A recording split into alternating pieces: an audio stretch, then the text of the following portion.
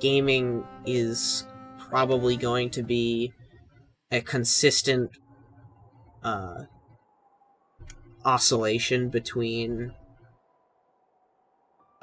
product-oriented game design and payment-oriented game design, because it's just going to keep cycling back and forth.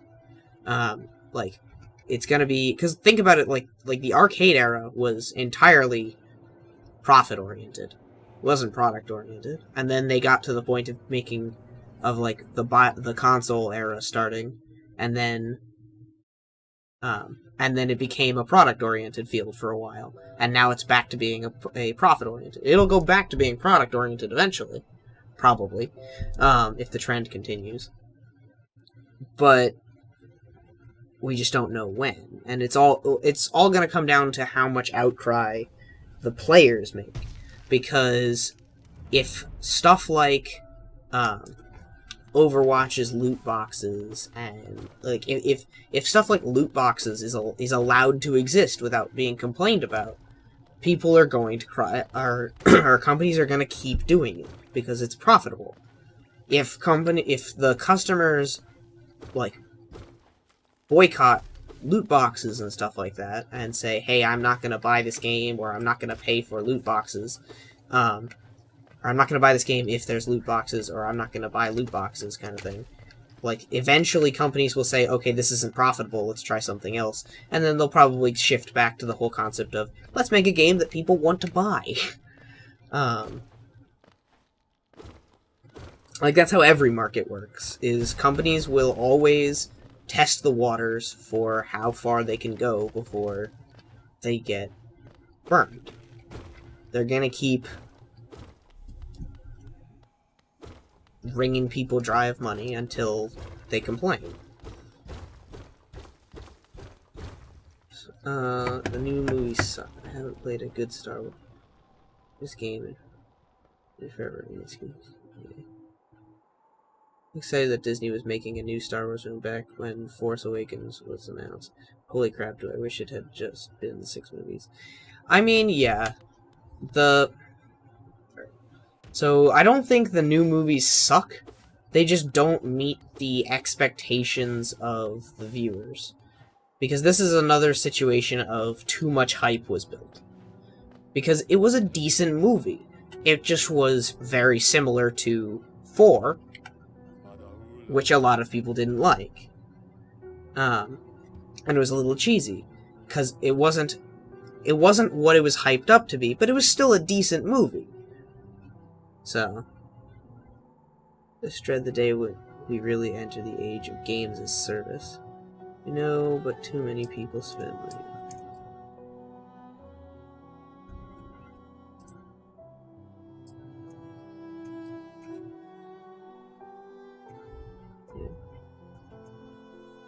Yeah. Yeah, 7 was a decent remake of episode 4. It's just that simple. Like, it was that. They hyped it up too much by hyping it up as this is going to be a great original movie, which it wasn't. It was basically a remake of 4. If they had hyped it up as this is the 7th movie, which is very similar to 4, but it's different, and they highlighted, hey, here's the differences, like them, kind of thing, I think people would have been fine with the movie, because they would have gone in with the expectation that it was episode 4 revamped. But people were too hyped up, and they had it in their mind that it was going to be a different movie. And the story and writing terrible. I hated what they did with Luke. The only thing I liked was BB-8. I mean, I do think the writing was a little iffy, but like, it wasn't a great movie by any standard. It wasn't Black Panther. It wasn't Avengers: Infinity War. But it was decent. It just wasn't as good as people expected it to be, which is why it blew up in their face.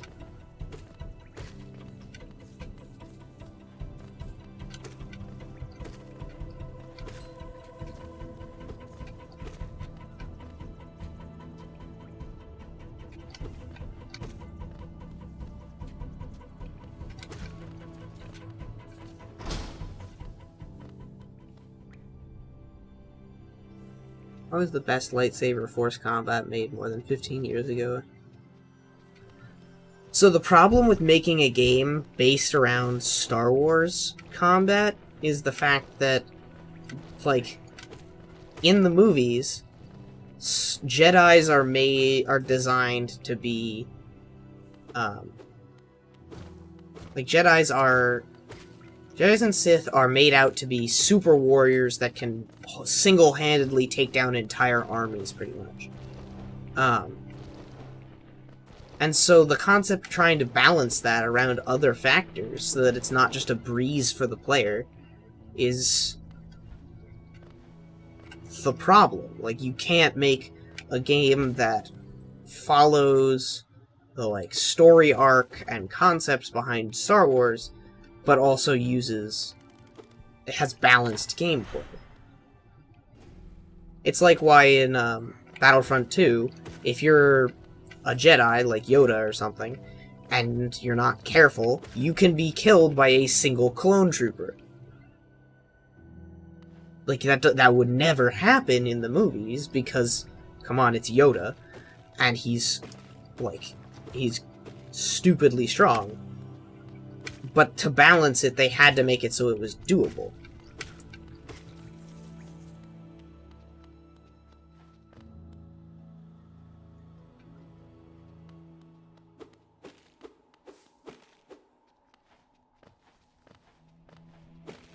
I have not really played very many Star Wars games, but...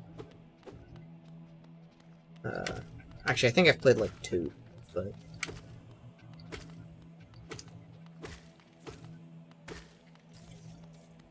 Like, this is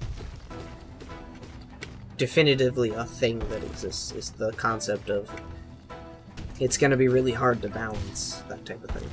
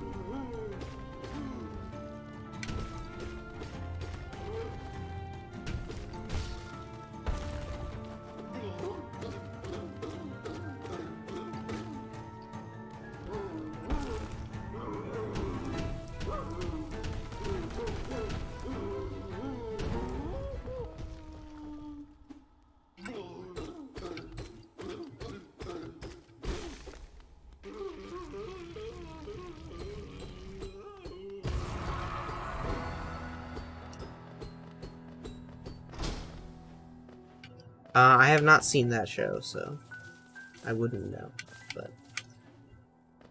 Whoa. There we go. I think the best Star Wars anything that isn't part of the original trilogy was the original animated Clone Wars miniseries. I mean, the Clone Wars miniseries was pretty good, yeah. Or like at least the show, or the Clone Wars show was pretty good. But that was because as long as they didn't kill off any main character, like, they could do whatever they wanted, pretty much. And it would line up. And as long as neither side won, and no major characters died, they could do whatever they wanted, which is why they were able to make a pretty good show, is because they didn't have a restriction. Yeah, Grievous was, I mean, in the show, Grievous was a coward, which he is. Like, if you've paid attention to the movies, he's always running away. I think there's legitimately one scenario in which he actually fights, and then he proceeds to run away immediately after, once, like, any possibility of an actual threat shows up, and that's in episode 3, when he's fighting Kenobi. And he tries to run away, and then fails and dies. But Grievous is a coward, because he knows that's how you survive against Jedi, is you don't fight unless it's on your terms.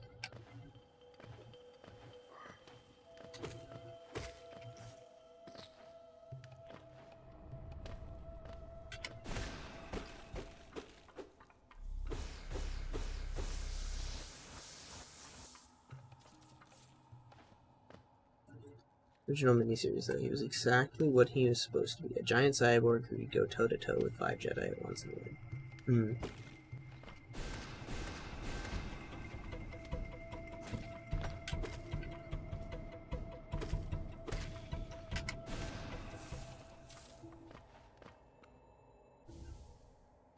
Alright.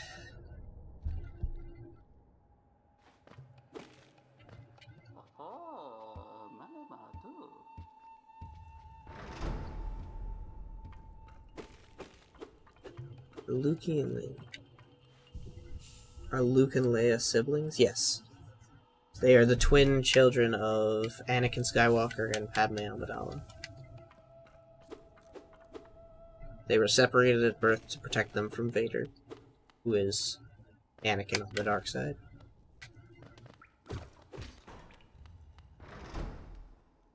The Star Wars characters from the past.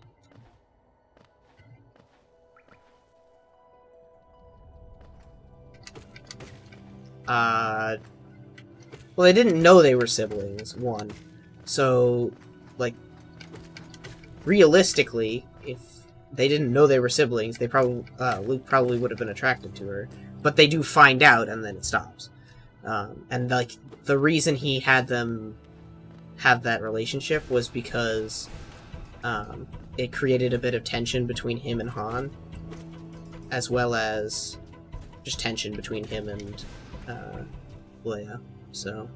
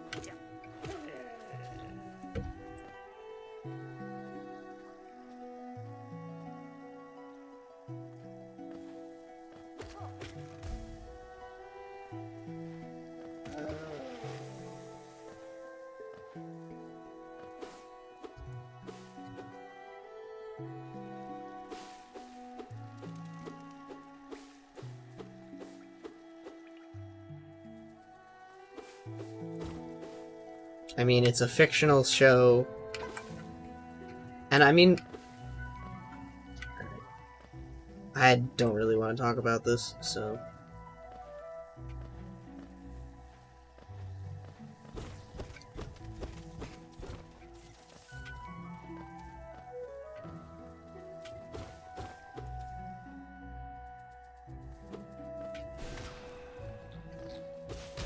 Because I've already said all I'm gonna say.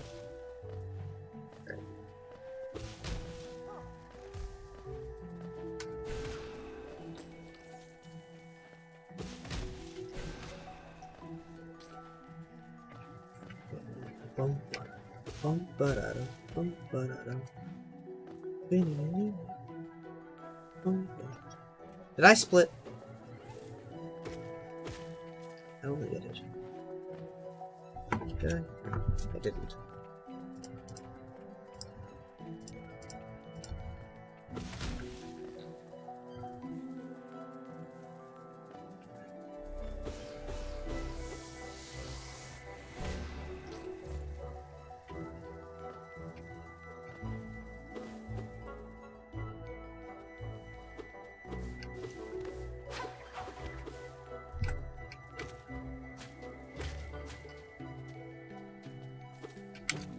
Ah!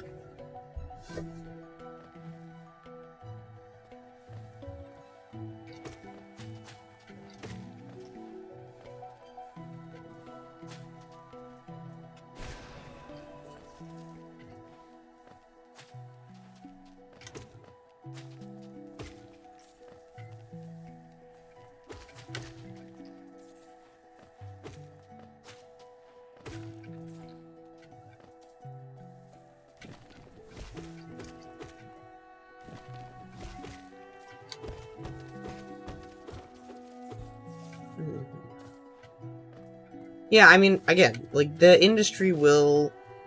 All industries try to make as much money as possible, and they will keep, like, as I said with the whole gaming thing, like, they're gonna keep trying stuff out, seeing what the reaction is, and then hopefully learning from it. So, I mean, you can't really say all of the future of these types of industries is gonna be bleak, because they'll, like, it's a cycle. Everything in business is a cycle.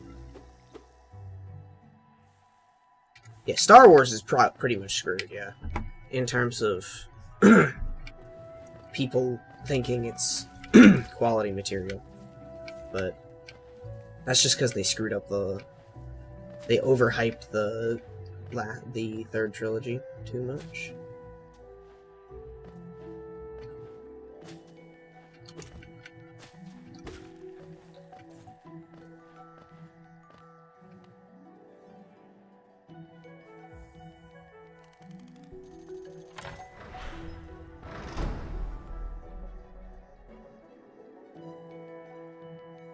I don't think.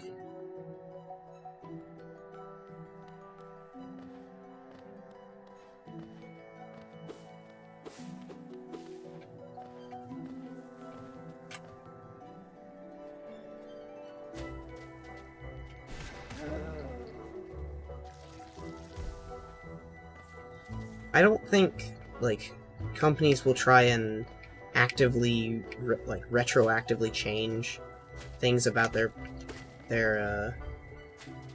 character, like, really well-known characters, but who knows?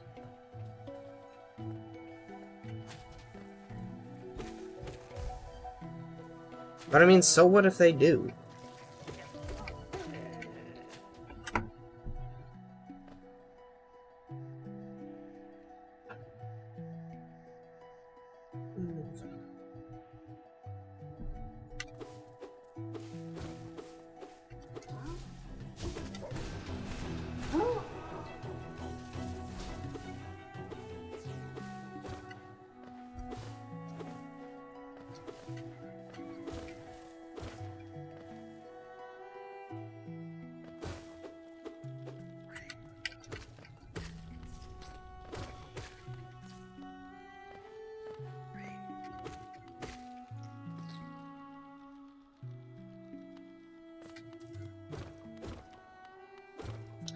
I mean, I'm not really that, like, I don't really care that much about story of games as much as I do gameplay.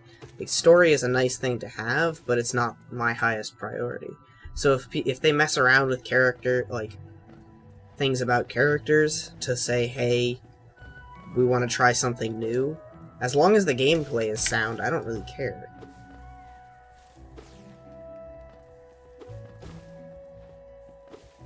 Movies, on the other hand, I do have a little, like, it has to make some sense. Otherwise, unless they're blatantly doing something silly, like a comedy, that's intentionally supposed to be silly.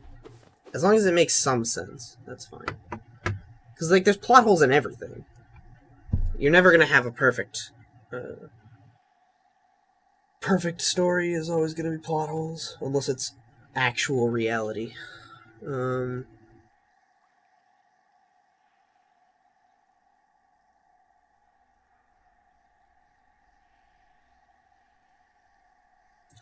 I mean, I don't think it'll be about that. They might have something like that in it, but it's not going to be about that.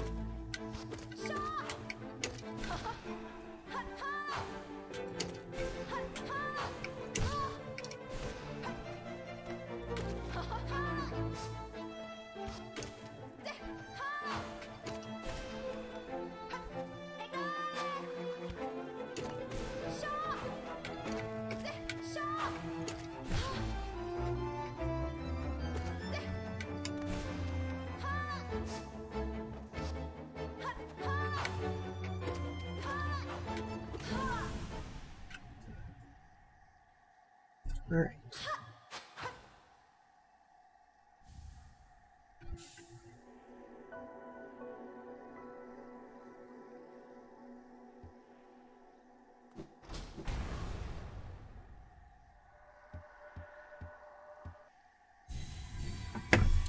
Alright, there's second Hornet.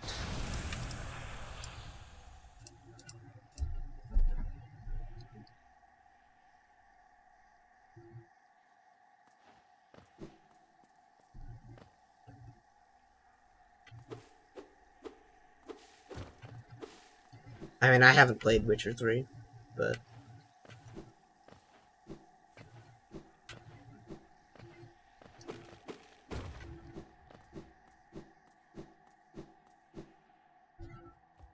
But, like, of the single-player games I like, the ones I've liked most are things like Hollow Knight, Dark Souls, where, like, yeah, there's a story, but you'd have to be really invested to learn the story. It's mostly about the gameplay, which is why, like, the gameplay feels really good. Because they put most of their focus on the gameplay, and then the story was a kind of a second thing that they just kind of threw together.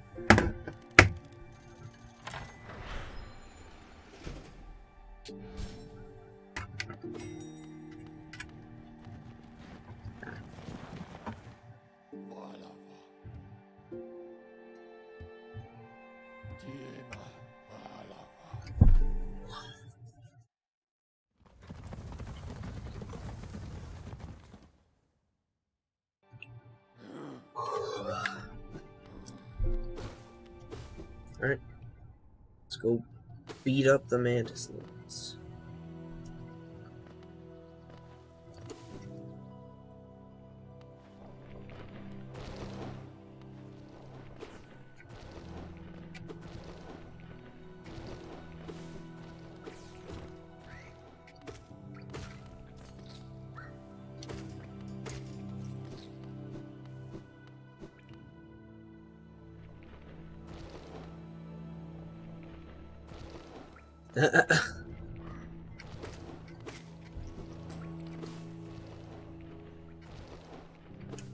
So if you kill too many cows, a demon spawns?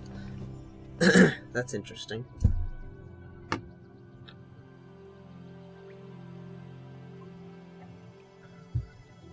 I mean, that's already out. Arcane. The Crash Bandicoot remastered trilogy or whatever, Insane Trilogy, is already out. And it's exactly what it was before, except with some slightly messed up hitboxes now. Because of the fact that the hitboxes are not squares anymore. And a lot of the game was designed for the square hitboxes.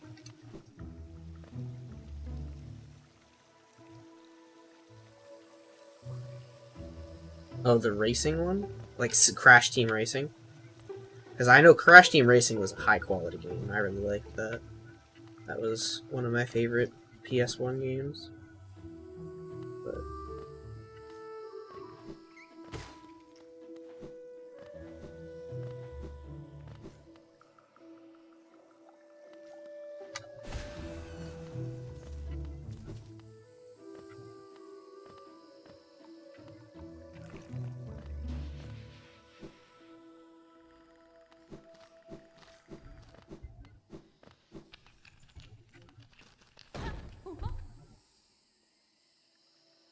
Oh, Crash Nitro Kart? That was a PS2 game, I think. Crash Team Racing was better than Crash Nitro Kart, in my opinion, at least. But that's probably just a decent bit of nostalgia. Yeah, Crash Team Racing. That was the original one for PS1. It was some high-quality gameplay. Had some really great tracks. The item system was decently balanced, so you didn't really feel like you're getting screwed over just by items, because I think the most overpowered item in the game was the rocket, which even that could be reasonably easily avoided just by Like, it's not like a red shell where you can only avoid it by having an item. Like, with the rocket, you could actually avoid it by just turning sharply enough, kind of thing. Or, like, driving near a wall and then turning, like, actual evasive maneuvers, kind of thing. It was good, but I hoped for a new game. Is the company just gonna remaster everything anymore? The original one. I mean, alright.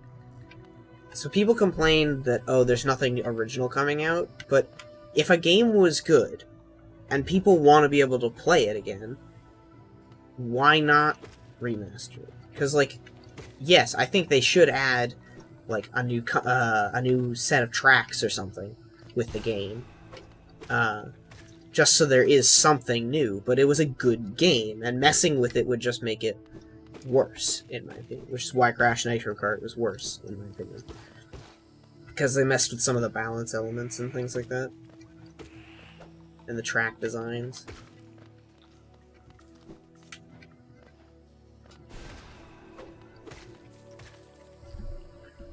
Well, if they remastered Crash Bash. Yeah, Crash Bash was the best Crash game in existence.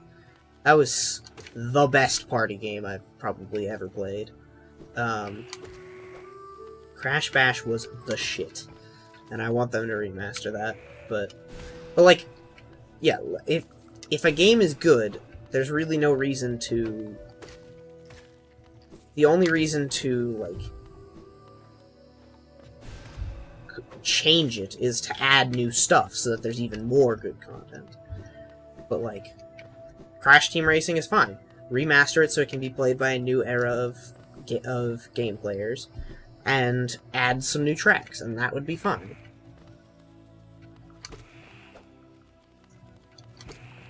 And, like, there's only so much you can do with the concept of Crash, because he is kind of dumb.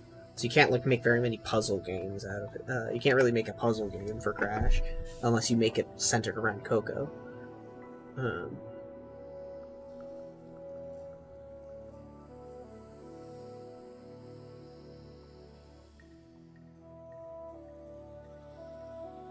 I wouldn't buy it for $100, but if it was, like, say, like $40, or even $50, I'd probably still get it. Assuming it was available on PC, but I'm not buying a console for Crash Bash. Like, if they made Crash Bash, a remastered Crash Bash available on PC, I would buy that in a heartbeat. That was a really good game.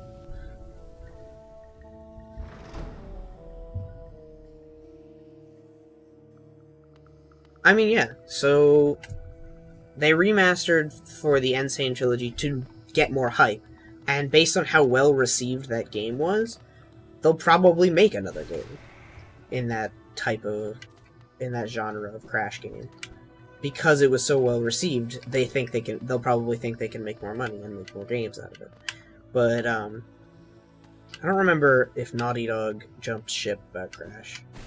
I think I recall them jumping ship on that, but I might be wrong.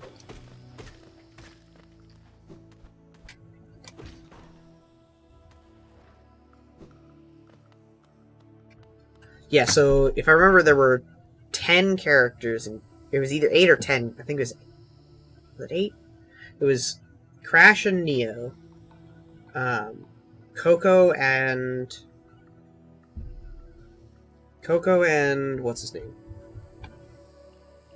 Cortex's ally, I forget his name. There was the monkey and the tiger were in the same line, and then Dingodile and the panda. Those were the 8 characters in Crash Bash. My favorite, I think, if I recall correctly, was Tiny the Tiger, yeah. Best character. Alright.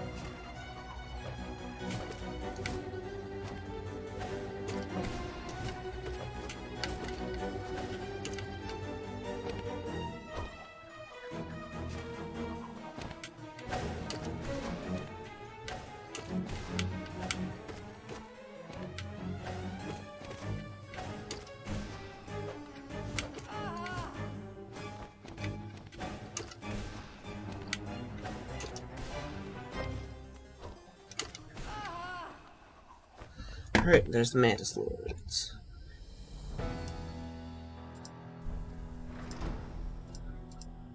There were 8. Crash, Coco, Cortex, and the other doctor. Yeah, the other doctor. Nobody knows the name of the other doctor guy.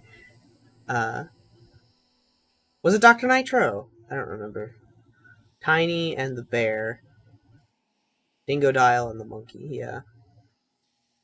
The best level was when you ride the small bears and push. I disagree with that. My favorite was the tank missions, or the tank levels. The fox. I think they were called fox levels. There was Desert Fox, Metal Fox, and I forget the other two. Sky Fox and Temple Fox or something like that. But those were my favorites. And then my brother's favorite was Crash Ball. He didn't like the Beach Ball, but he loved Crash Ball and he loved Endballism.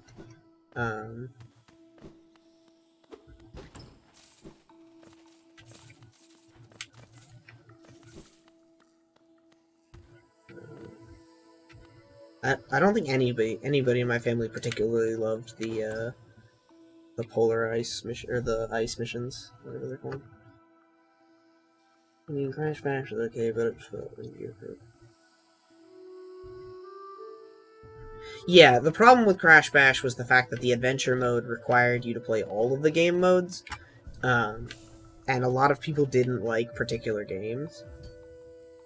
Like, I hated the Crash Ball games. Like, a lot of... I liked original Crash Ball, like the first one you played, but I didn't like all of its other forms, like Sky Ball and Endballism and Beach Ball or whatever.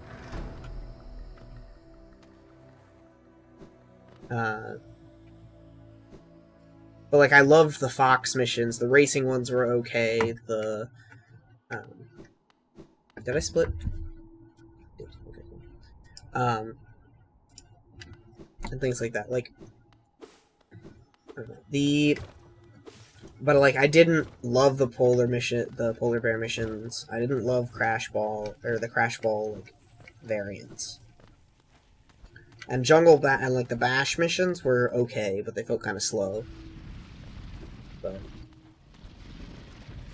if they had made it so that you had to get either a certain number of trophies, meaning you beat every mission, and then some gems and crystals. Or you could say, hey, for every trophy you don't get, you get a crystal instead, or a gem instead, or kind of thing. So that if you wanted to, you could just play the games you like, for the adventure mode. But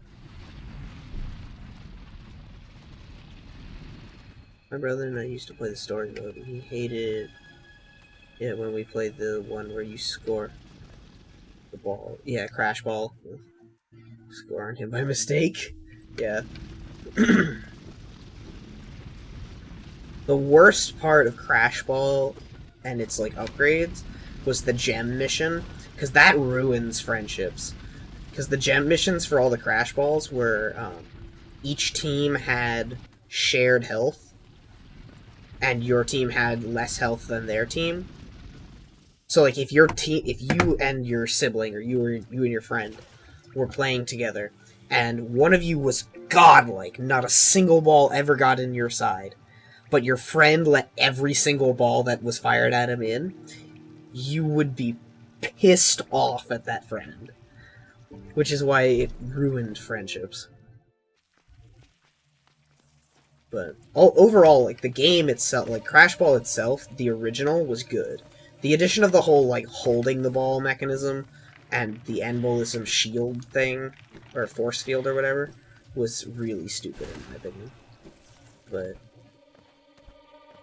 I mean, at least they tried to make new variants on it. My brother was sad because I don't think... Yeah, the only boss that had...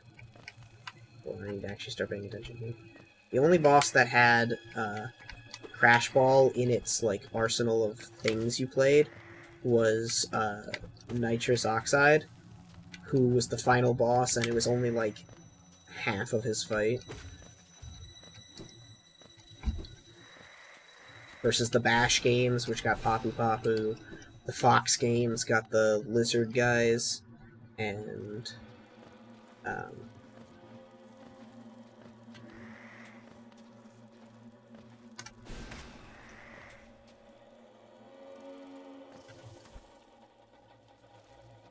and the polar game got the polar bear in the submarine or whatever it was. And Brotherhood as well. Yeah, I remember when I would do my brother would insist on doing the gem mission for Crash Ball because he loved it. And then we'd get into it and I'd let in a bunch of balls and he'd be perfect and he was so annoyed at me. Because I was really bad at it. Like, I was great at the bash missions. Whenever we did those, he was always the one that lost that. Oh yeah, and Pogo Painter. The crystal mission for the first Pogo Painter, where you had to not step on the mushrooms, was the most irritating shit, because the mushrooms could literally spawn on the tile you're actively walking towards.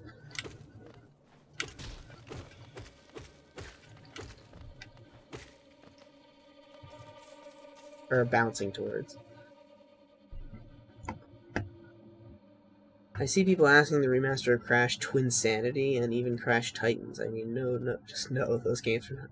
Yeah, Crash Titans, I don't know, I never played Twinsanity, but Crash Titans was interesting. I think it was a nice, like, different thing, but I definitely don't think it's worth a remaster. Because it wasn't that good. Like, I actually somewhat enjoyed the Titan. I thought it was pretty interesting. It definitely wasn't worth a remaster. It wasn't good enough to warrant a remaster, but it was decent, in my opinion. Then again, the last time I played it, I was a kid, so I don't have the clearest memory of it. I just remember liking it decently well. Just not amazing. Like, it wasn't one of my favorite games ever. By any stretch of the imagination.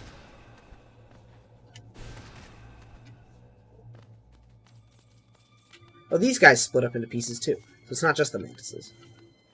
Could have sworn something else broke into pieces. Now we have our answer. Whoa. Alright.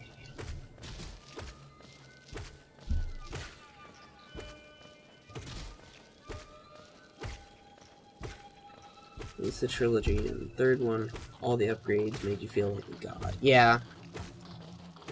I think I played 2 and 3. I never played 1. I remember liking 2 and really liking 3, but I don't think I'd like it if I went back to it.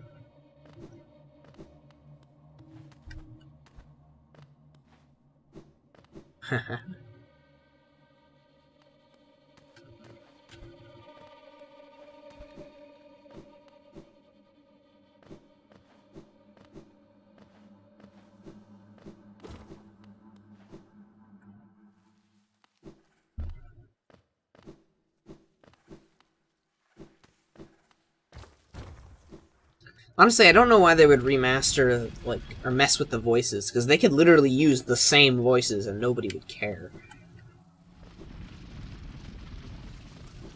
They use the same voice lines, just remaster the graphics, and they would have been fine. Because I know a lot of people complained about the voice changes. In the remaster, I got platinum in every mission in all 3 games. Nice. That's way more dedication than I ever had. I don't think I even ever got all the gems in a single section, much less the entire game. But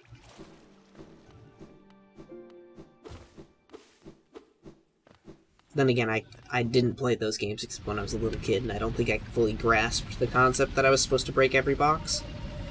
Because, like,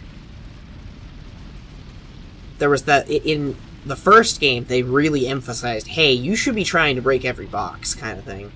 But in the second and third, literally all they had was that little, like, ghost box with the number at the end. Voice acting in the Titan game. Titan. So lame. Oh, you're talking that game. I don't remember his voice in that game. Because again, I haven't played a lot of these games in a while. I could go back and play them at some point, like when I'm at home next. But I wanted to make Tiny sound like Tyson. What?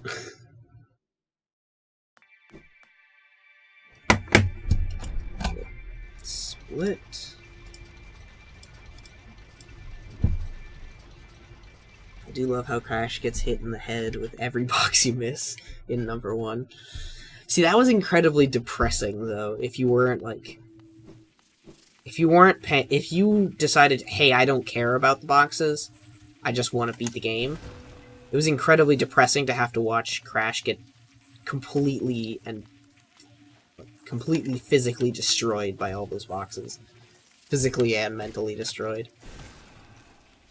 Because, like, he basically passed out at the end of every level from all the boxes hitting him. If you didn't get, like, all but... Like, if you missed, like, double digits, upwards of double digits, Crash would, like, be on the floor crying at the end of the level. There we go.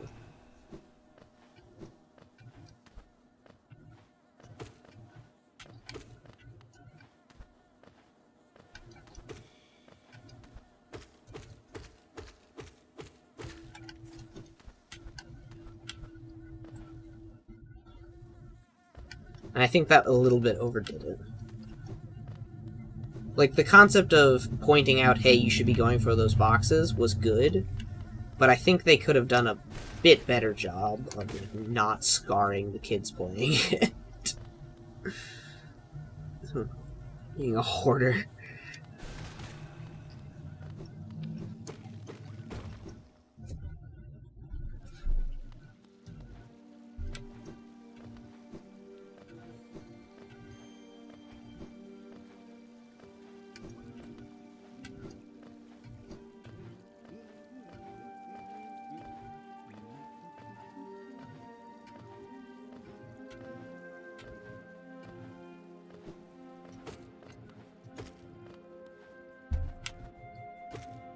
Alright.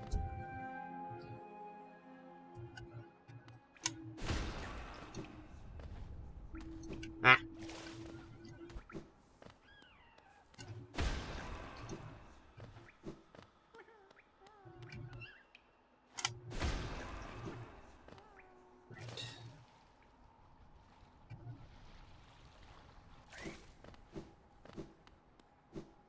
At least it made you replay the levels trying to look around carefully for any hidden box. Yeah.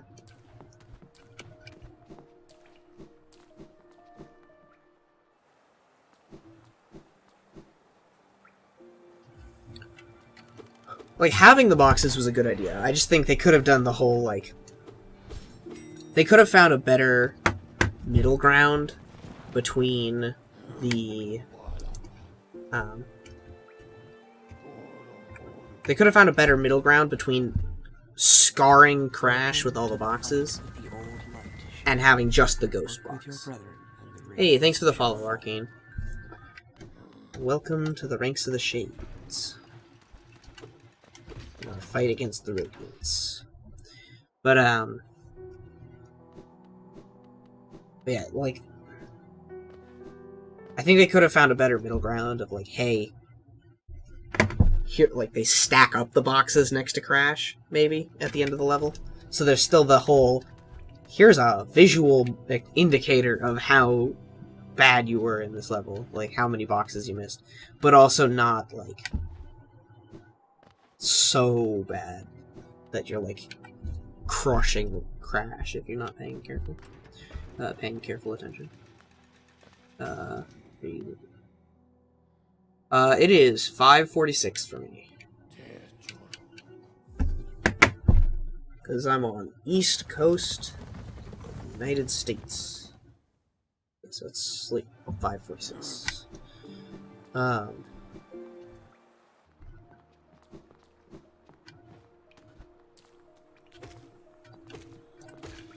Cool. But I have some soul.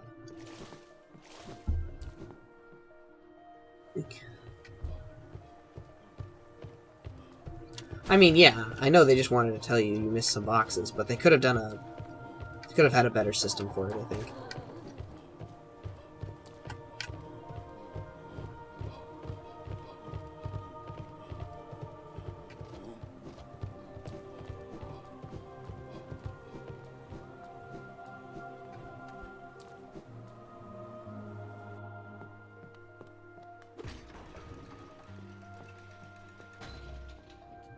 True. That is true, so...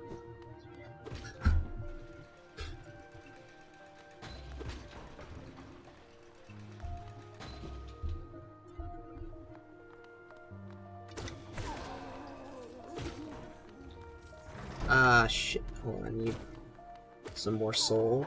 There we go.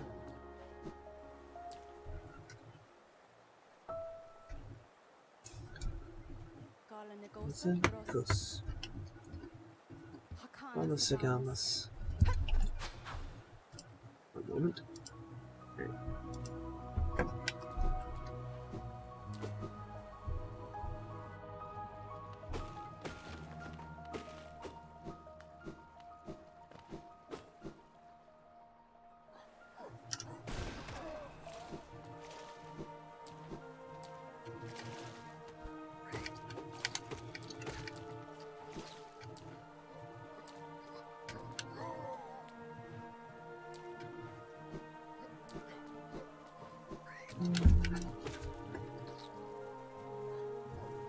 Call it a night, guys.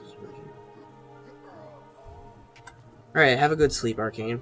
Thanks for the follow again, and I hope to see you soon. My next stream will be Sunday, by the way. Sunday at 2 o'clock Eastern Time. Eastern Daylight Time? I think we're in Daylight Time right now. So. I don't know what time that is for you, but you can put it in Google. And it'll tell you. Or actually, I think listed, if you go below the stream, there should be a box with when I'm live, and it should be like set to whatever time zone you have it set to display as, or whatever you have Twitch set as your local time, and that'll tell you what time I'm on. Yeah, have a good sleep, Arcane. All right.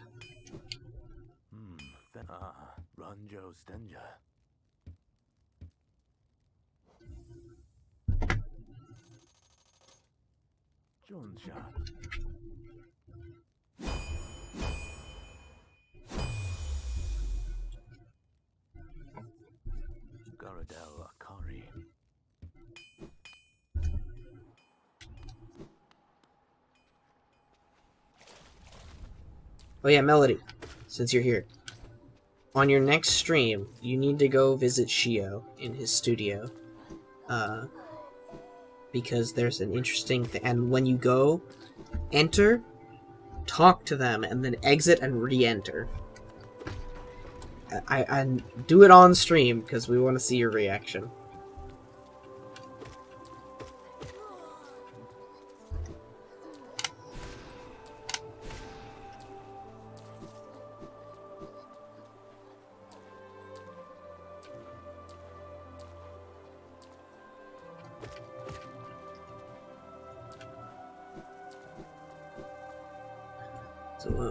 Rarity when Silksong releases. So when Silksong releases, I'm going to probably, under the assumption that I've gotten this run, because if I haven't by that point, somebody needs to like stop me. But under the assumption I've gotten this run, I'll probably be working on the 102 run, in which case I will put down the 102 run in favor of doing the first playthrough of Silksong.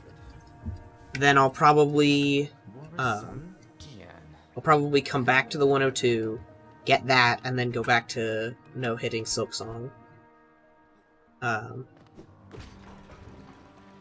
it depends on how well I like Silksong. If I really love it, like way more than I love this game already, then I'll pick up. I'll like completely drop the 102 run. And just do Silksong for a while, and get the any % of that before I go back to the 102.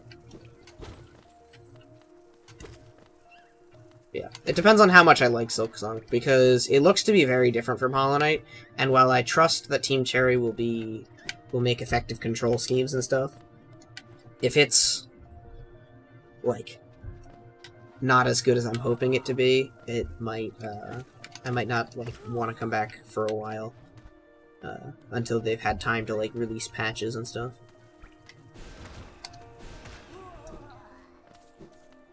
To, like, fix bugs if it's really buggy or something like that.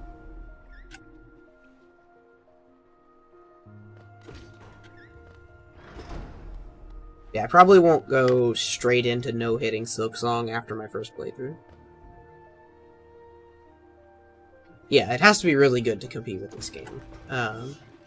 Which, again, I have trust in Team Cherry that they will do it. But I'm aware that it's really hard to do that this well with a game. And so, in all likelihood, I'm not going to like it as much as I like this game. And I'll come back to it once I've gotten, like, the 102 run in this game.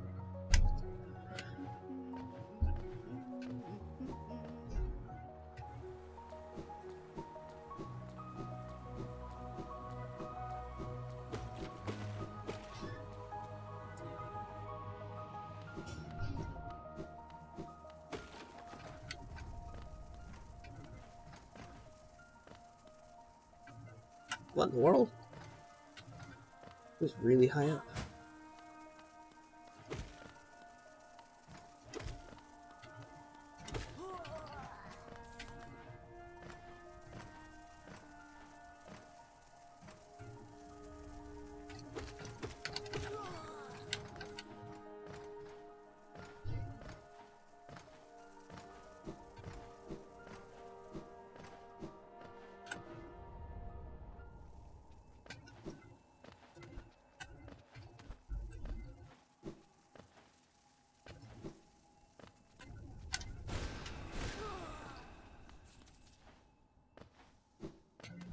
Whew.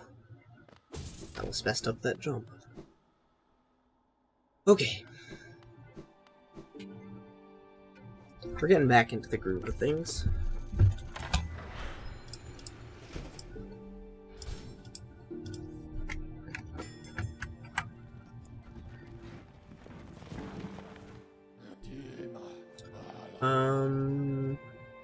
Resting grounds. I don't know why, I always forget where I'm supposed to go for a little bit when I get to that fucking stag station.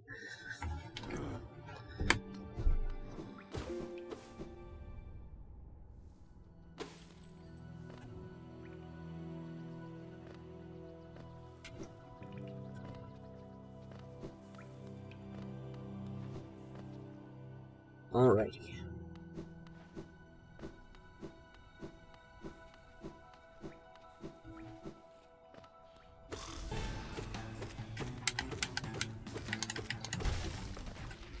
I shouldn't have risked that, but it worked out, so whatever. I should have backed away, like, before that last hit. Made sure to just dodge her attack. And then hit her. Once it's safe. I should have. But okay, it worked out, whatever.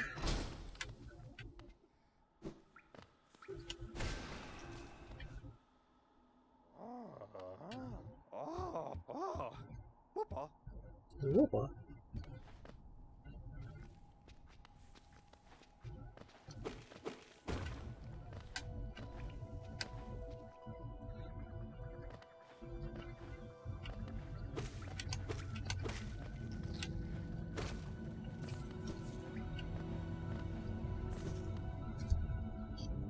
Sly in his Mountain Geo, yeah. I'm trying to find somebody other than just my artist friend to do commissions with, because I've already, like, given her a ton of commissions that she's working on, and I'm trying to get somebody else to work on my intended tier 3 emote is going to be Sly sitting on a mountain of Geo. Like, that's the ideal. That's what I'd like for my tier 3 emote. But I might not be able to, like, I haven't been able to find somebody who is willing to do that, so.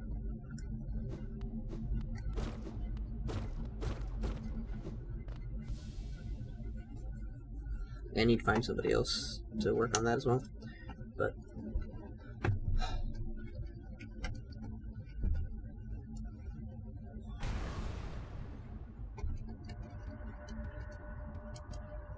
my friend is being a bit slower on the commissions than I was expecting. Hopefully she'll have them done by next Sunday. Or next week on Sunday. But who knows? I did tell her, like, to focus on her studies more than the commissions. And to get around to them when she has time. Alright. Alright, see ya, Melody. And I will put 50 messages in DMs to you if I get the run.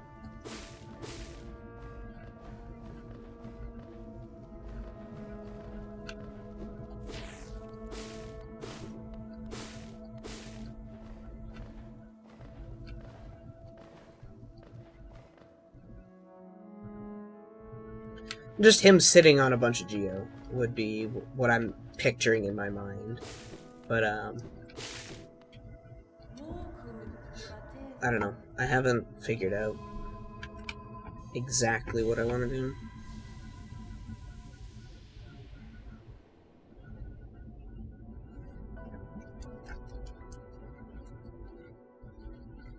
Because, like, there are restrictions on, like, the amount of pixel, like, the size of the emote and stuff like that, so I might not be able to get the detail needed for, like, Sly sitting on a bunch of Geo. In which case I'll have to go with something else, a bit lower res, but we'll see.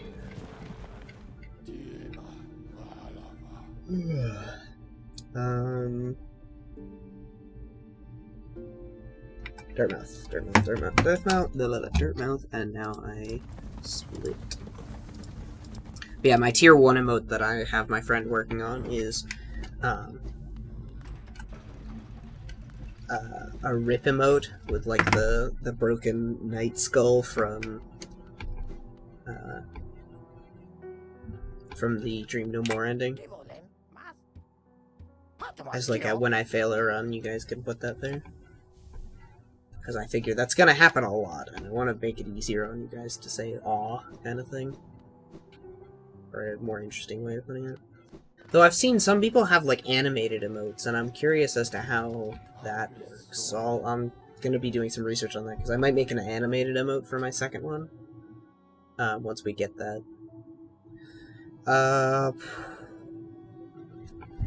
What was I looking for? Forgotten Crossroads for Crystal Peak.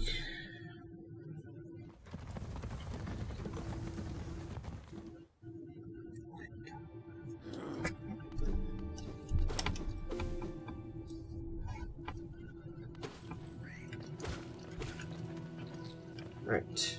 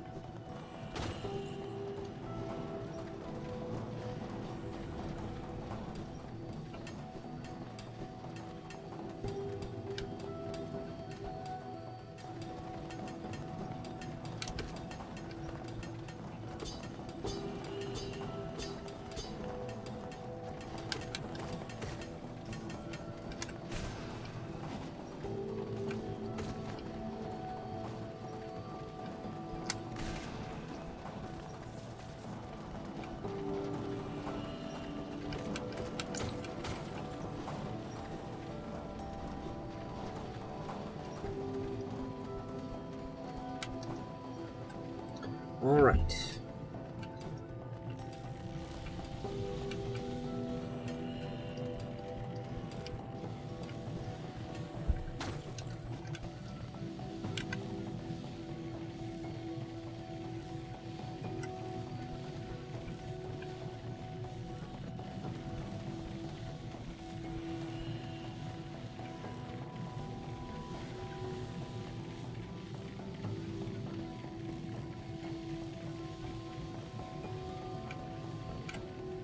Alright. Go through the difficult room. The most difficult room. Alright.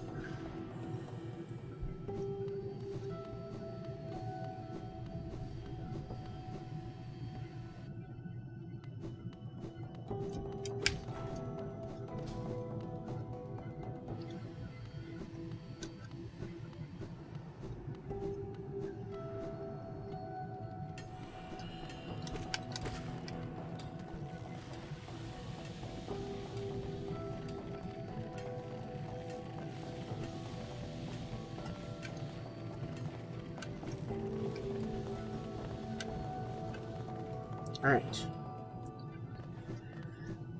Now all that's left is the gauntlet, and then we're good.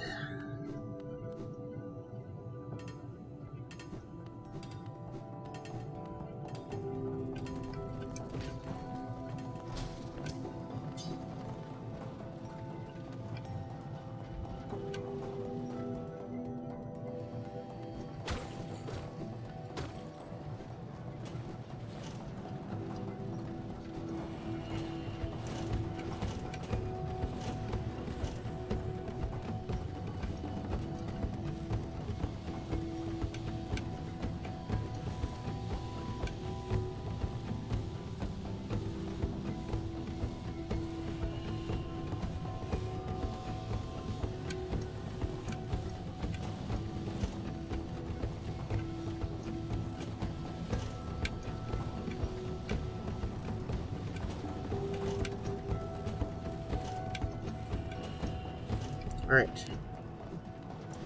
There's the Crystal Heart. And we just gotta get out of Crystal Peak. Which isn't that hard.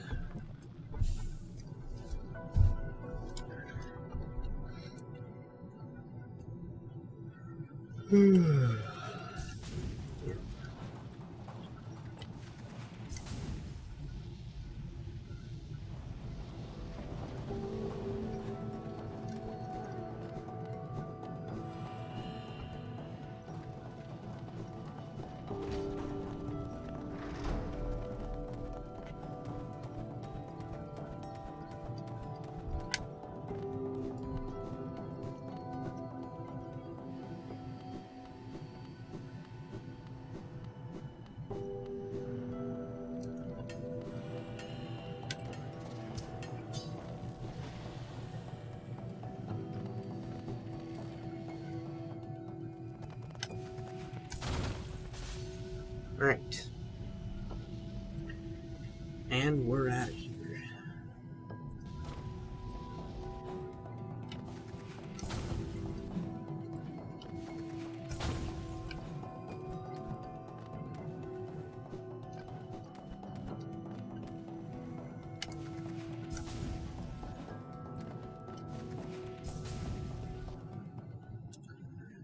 Meow.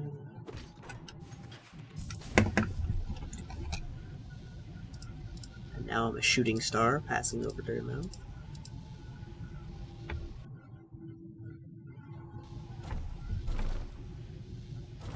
As we head to the Howling Cliffs.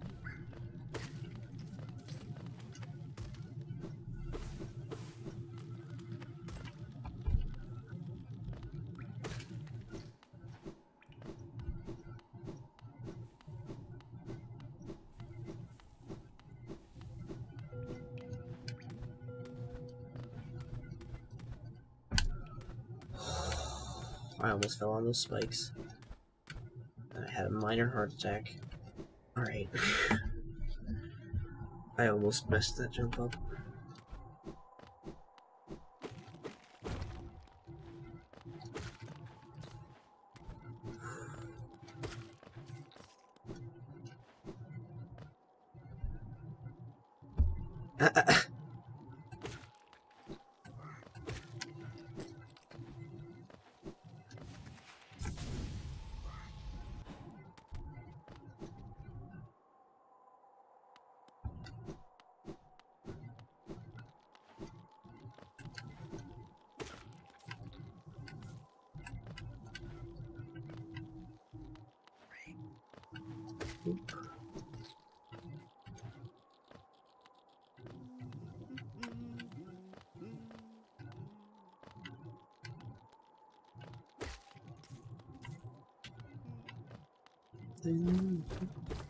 Donkey Kong is a prequel or a sequel? Which mysteries would you want to learn the most?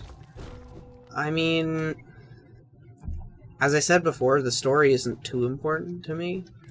I think if I had to pick something, I'd like to learn a bit more about the leaders. But it looks like we're going to, whether it's a sequel or a prequel, it doesn't really matter. Like, Hornet herself doesn't interest me that much.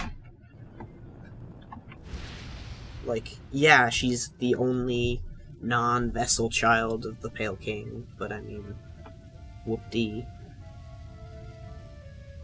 Like, I'm somewhat interested to learn about her past or her future, but, like, I think either way we're gonna learn about her past, but, like, that's, again, not my biggest priority. Mostly I care about, will the game be fun to play?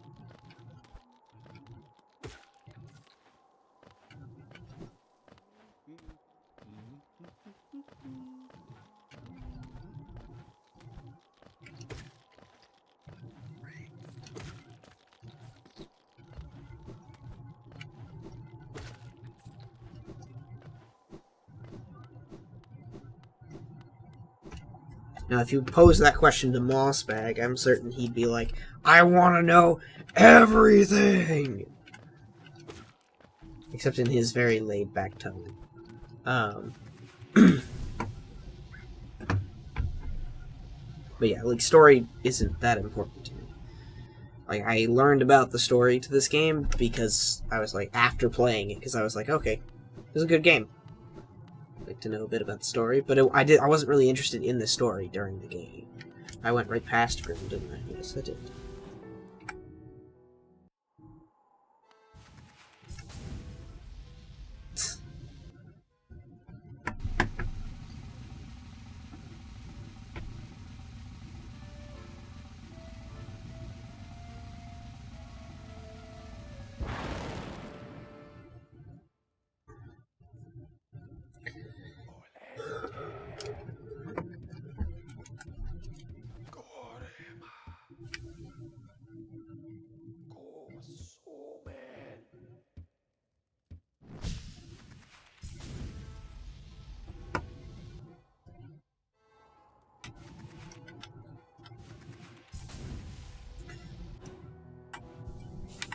Alright, let's go upgrade Grip Shot.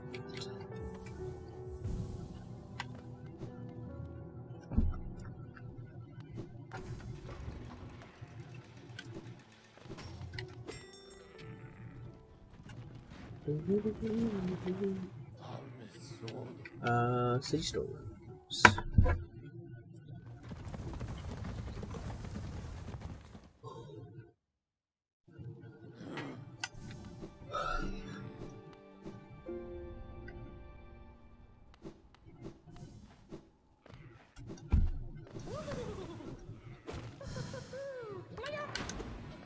I didn't swing down for some reason.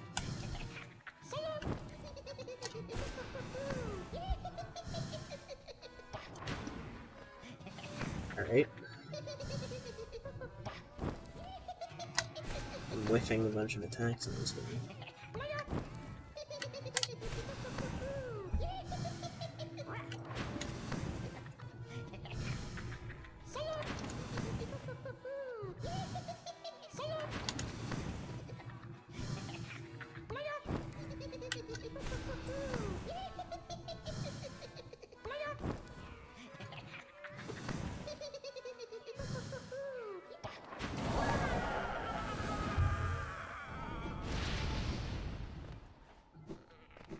Right.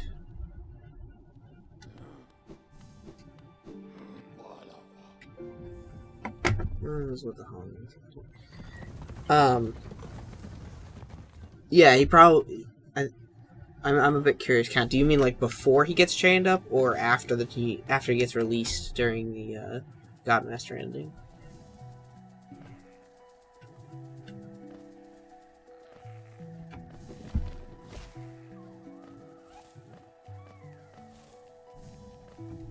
Oh, okay, after he gets freed.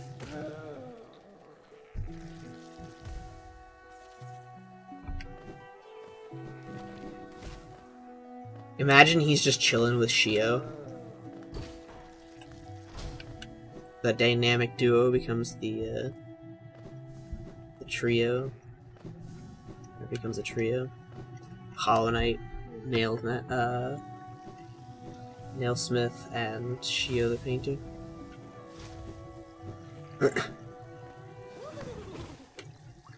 Or no, he becomes a writer. Talks about his life.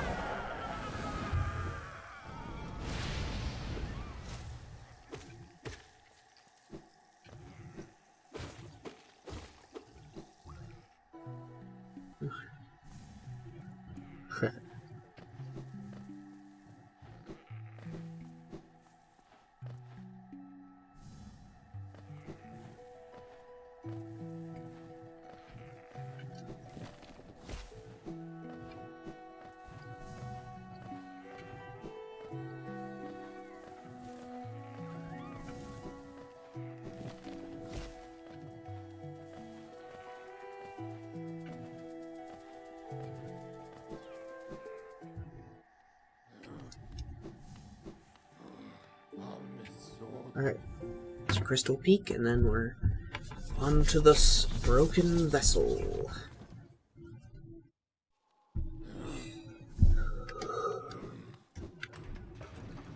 Where likely the run will be made or broken. Or I will likely make or break the run.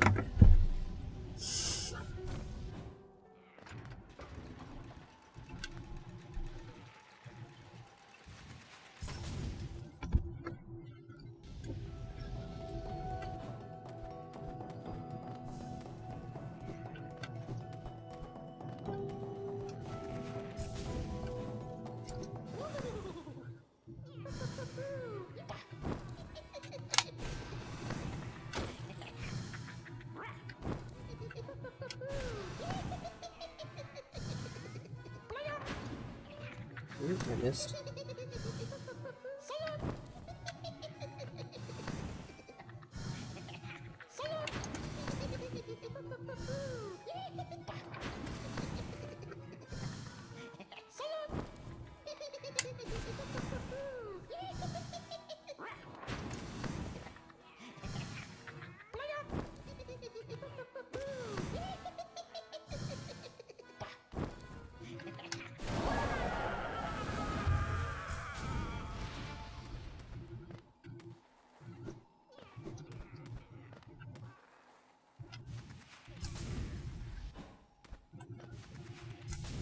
Alrighty, back to Grimm so we can get our parent-teacher conference over with, and then we're off to the Broken Vessel. Have a family reunion with the Broken Vessel.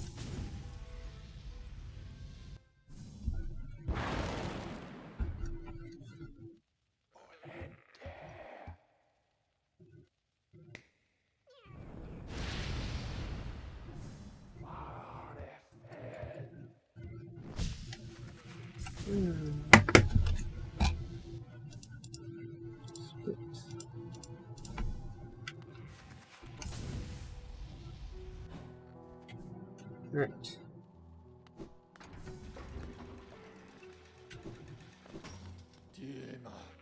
And King Station. That's where I need to go. Alright.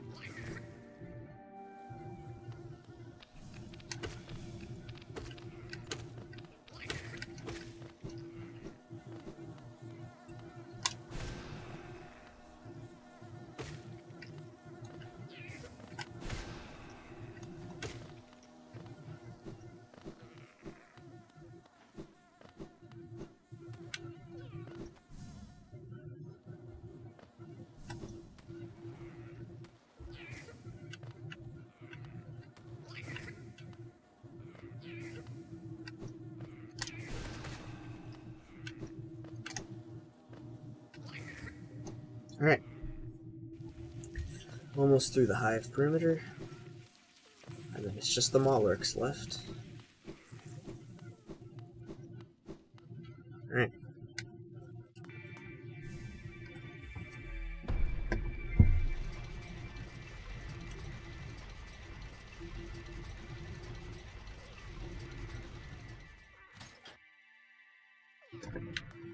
Alright.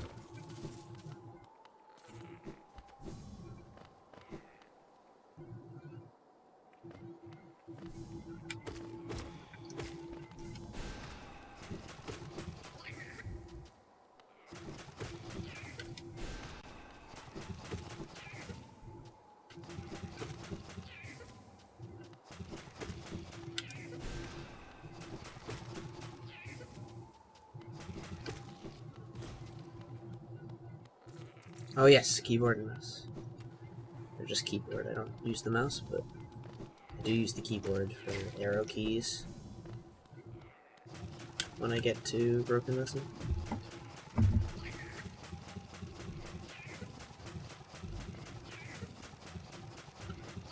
Thank you for the reminder, Count.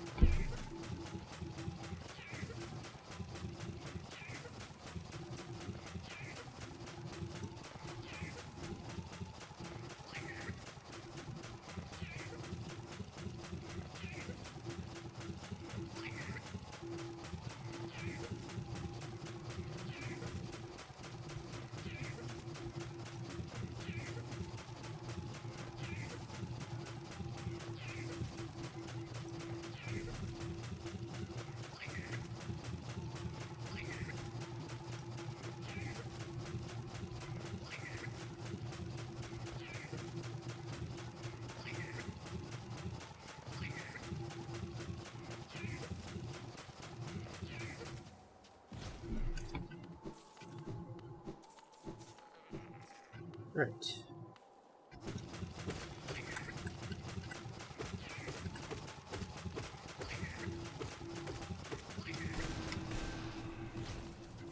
Right.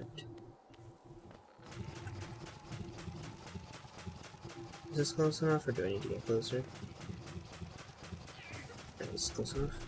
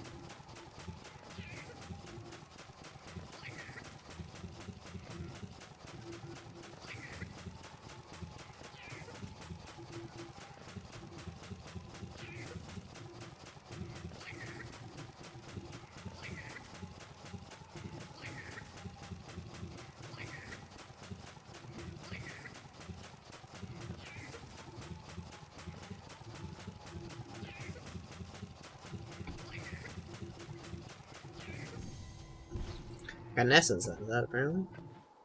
Whatever.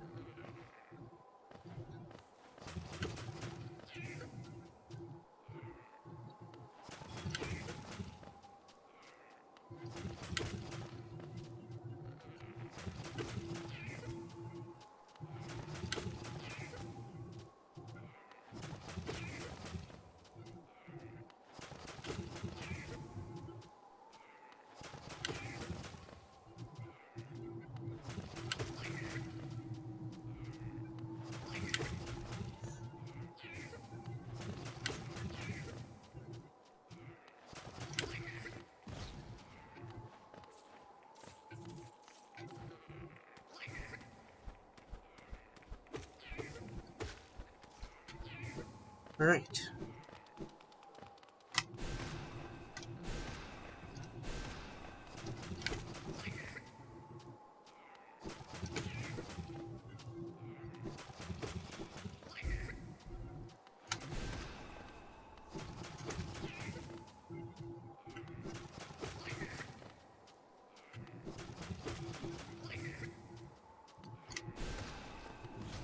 Alright.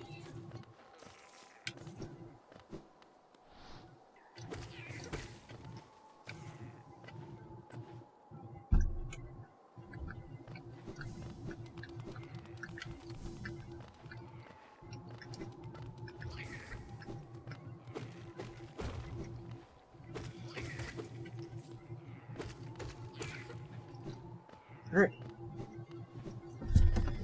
Keyboard.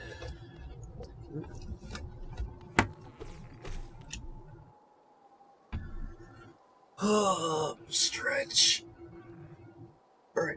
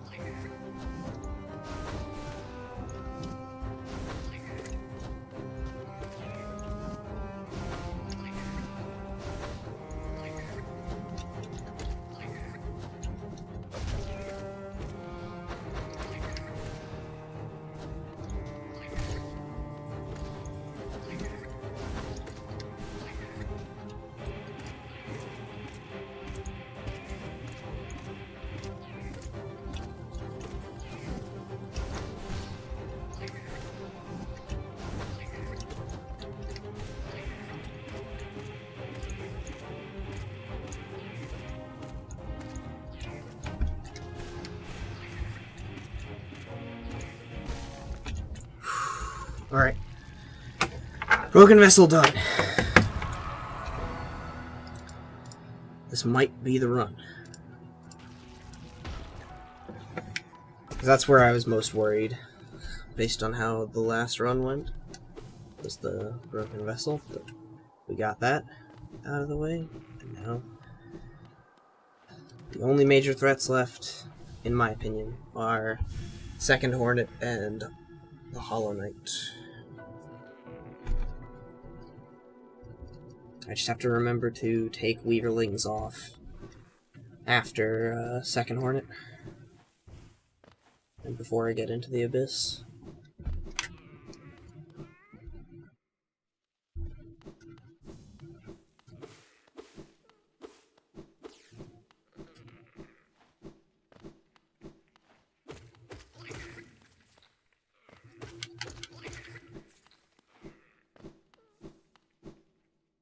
Okay. Off we go. Crystal dashing across almost the entire ancient basin. Into crystal dashes.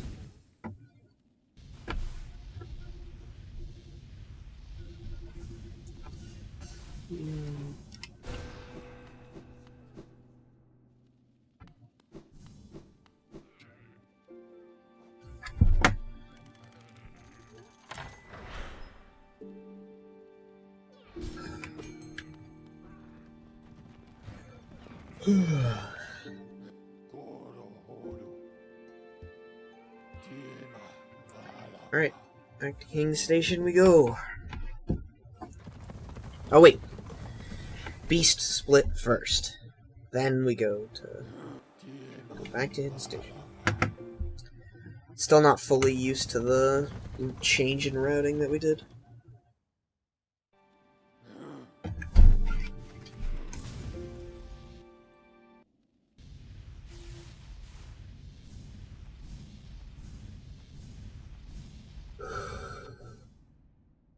Ugh.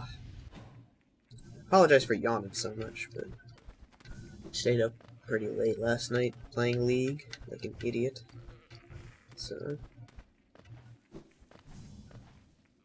tired.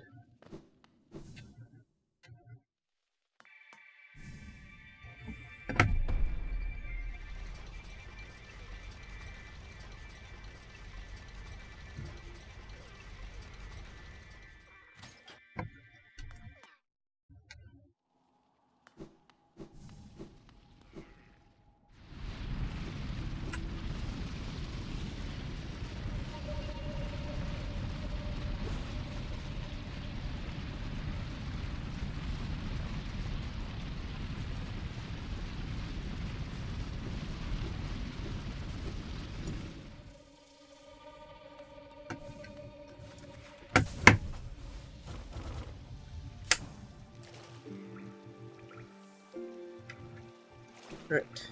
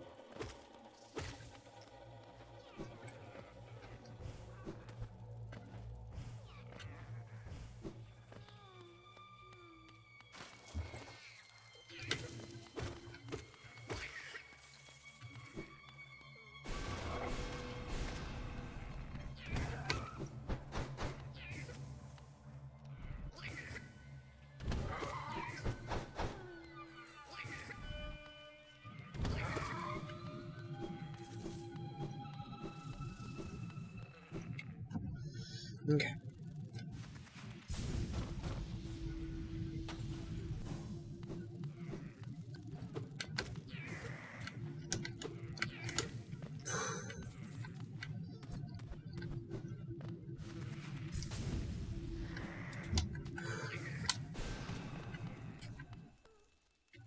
Didn't need to waste that spell blast, but get rid of him while I'm up there.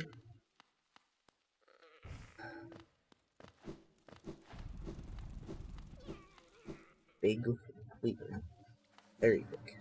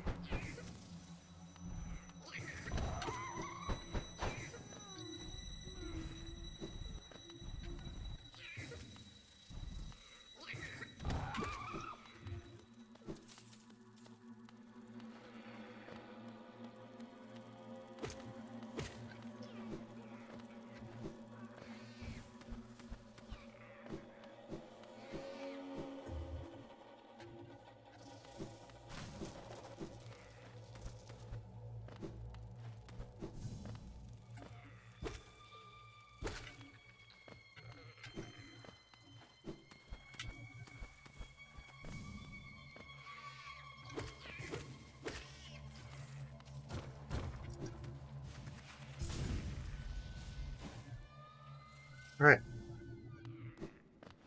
We made it to the distant village.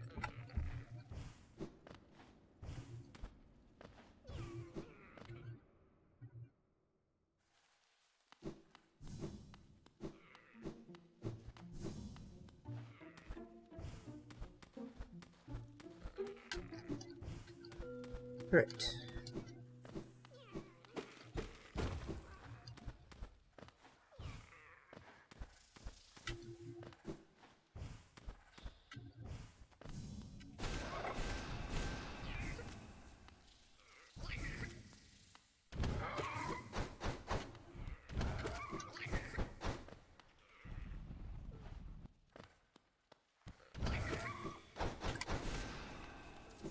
Okay. There's the beast.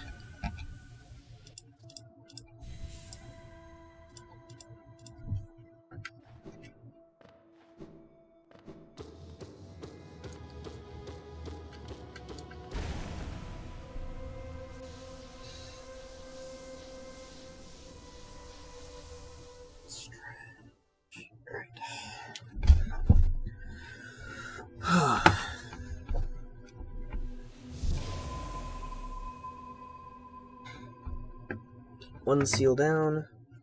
Just gotta get the Shadow Dash, and then we'll go do the other two.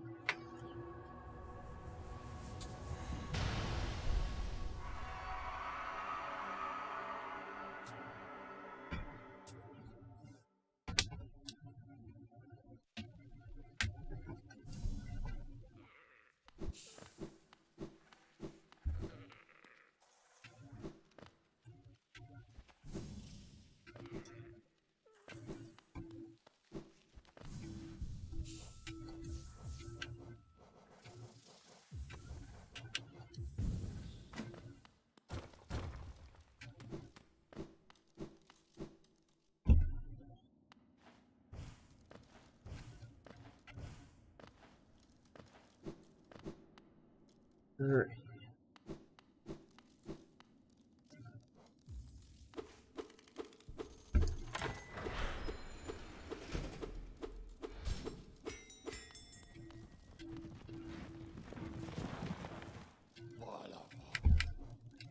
Key station.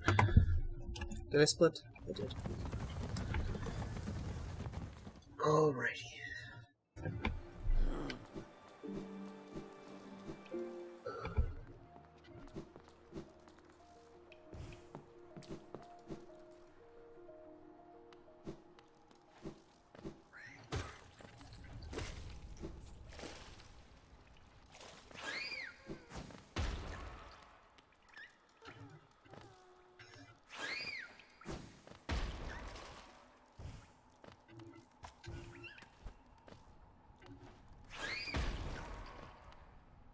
Alright.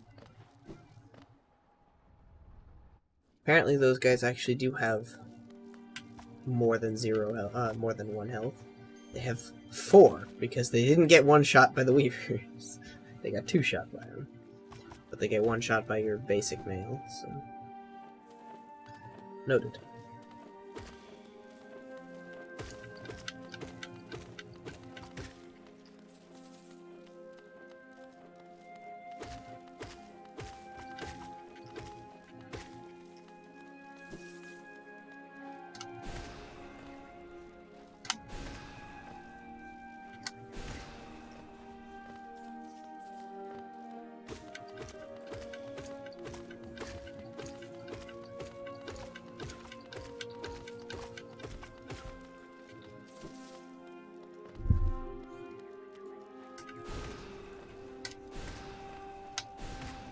Alright.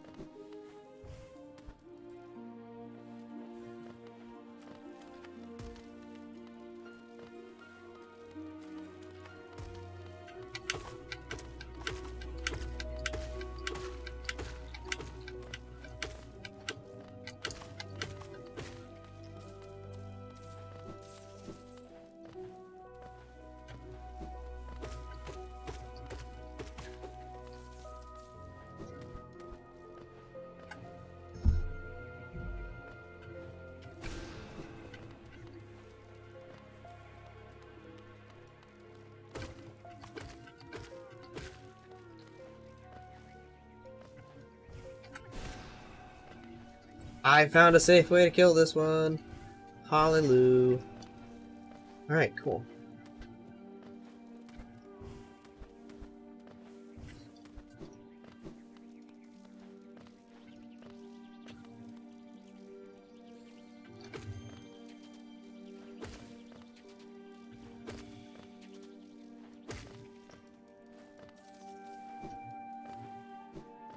It never even occurred to me to try and do that.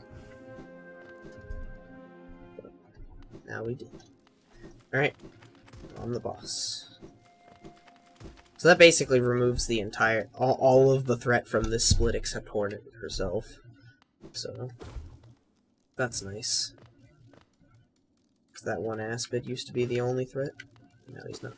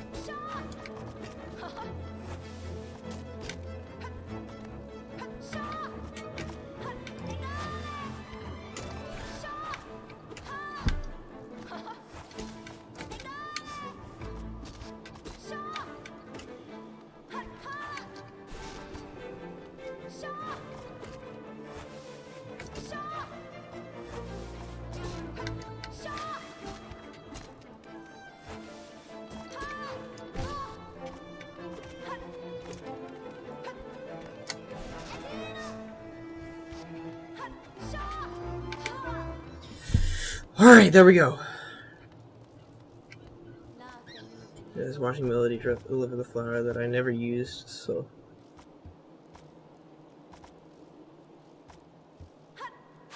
yeah.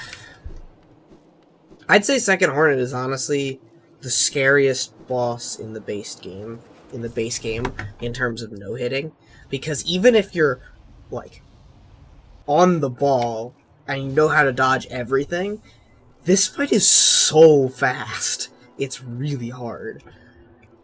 Like, for no-hitting, I'd say Hornet 2 is definitely the hardest boss. On account of the fact that you have to manage her, who's moving really, really fast. All of the thistles, and your own positioning relative to them.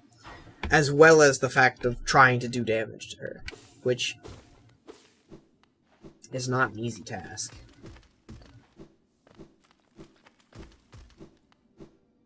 Alright.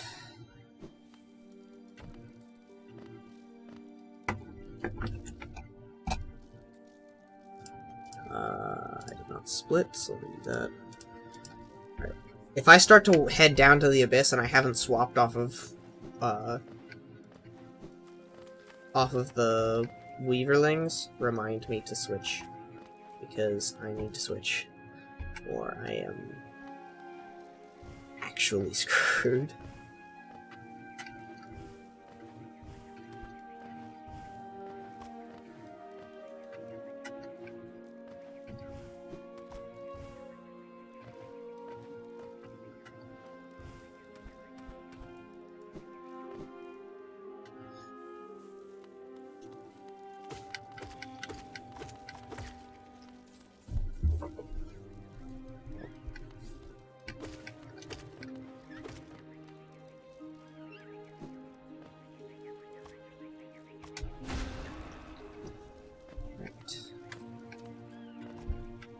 taking my time as I descend, because I really don't want to mess up this run. Since it's going so well.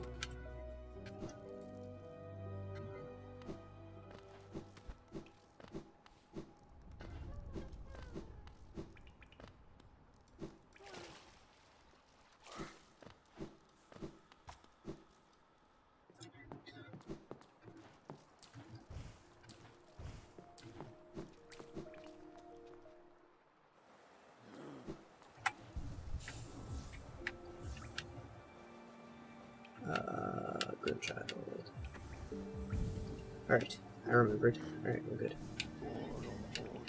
Hidden station. To the abyss!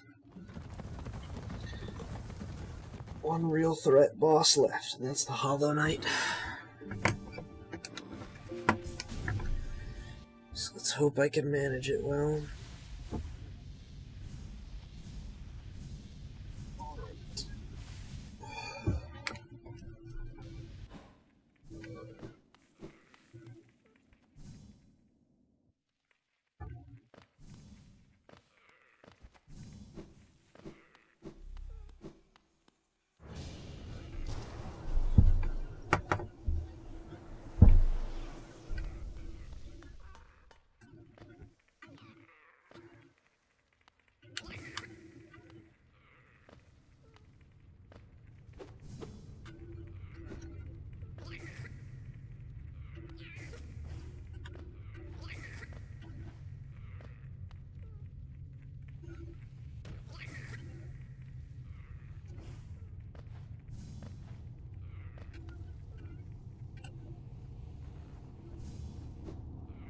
Okay. Get into the abyss.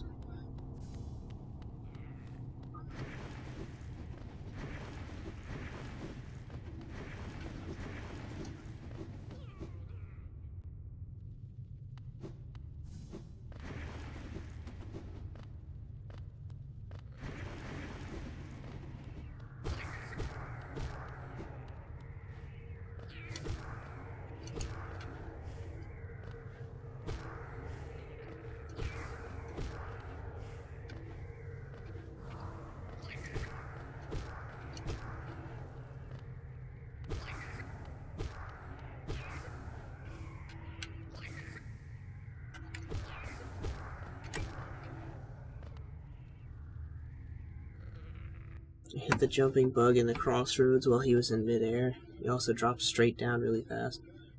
The nail. The thing is, like, at least with the siblings, it's only the Weaverlings, as far as I know.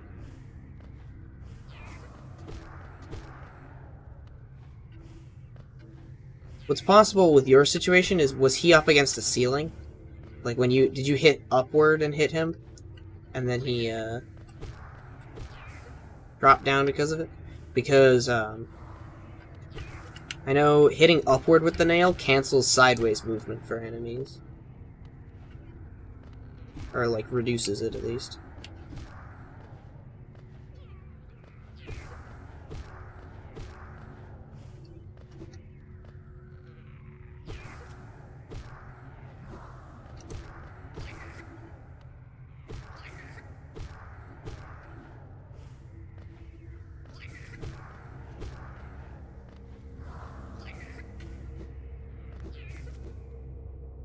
You didn't hit the ceiling. I don't know. That is weird.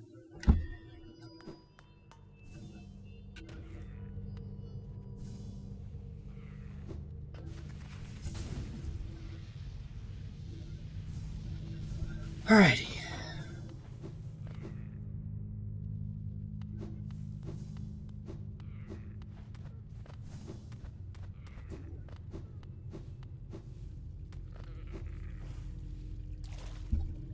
Okay, got the shade cloak.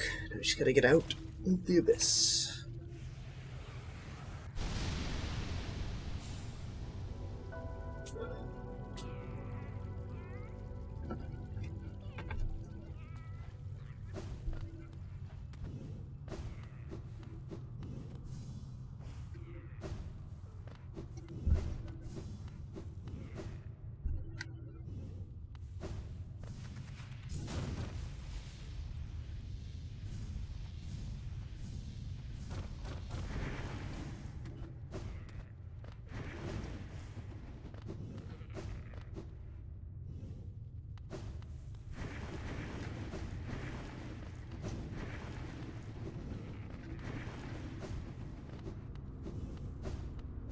Alright, made it back to the main abyss.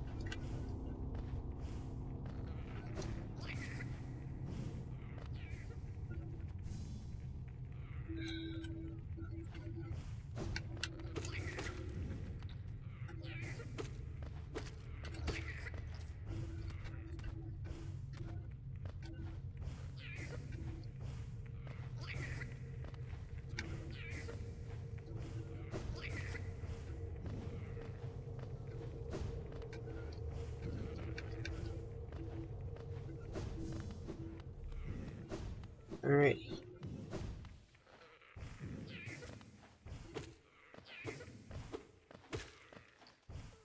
Made it out of the abyss.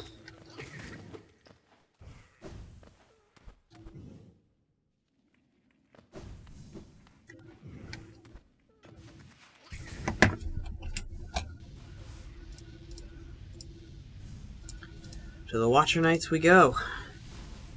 3 splits left. It's not a joke.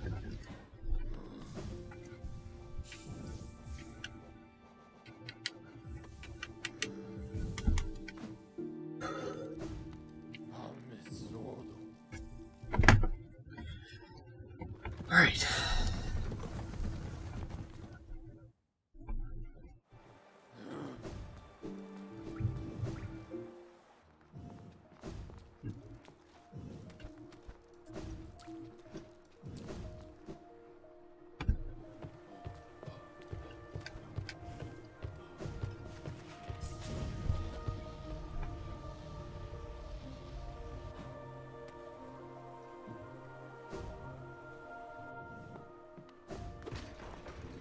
Alright. Don't send the elevator down.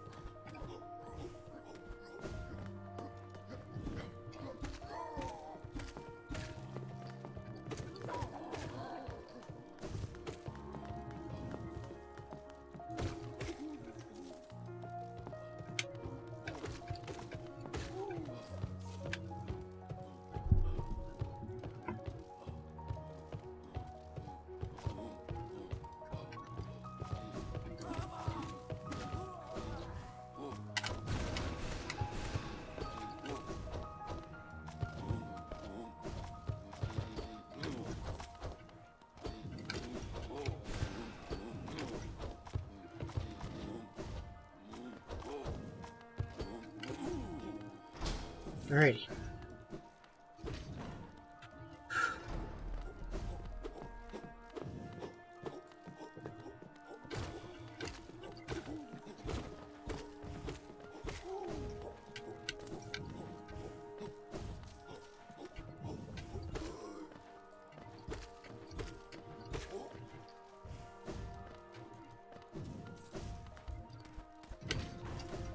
Ah.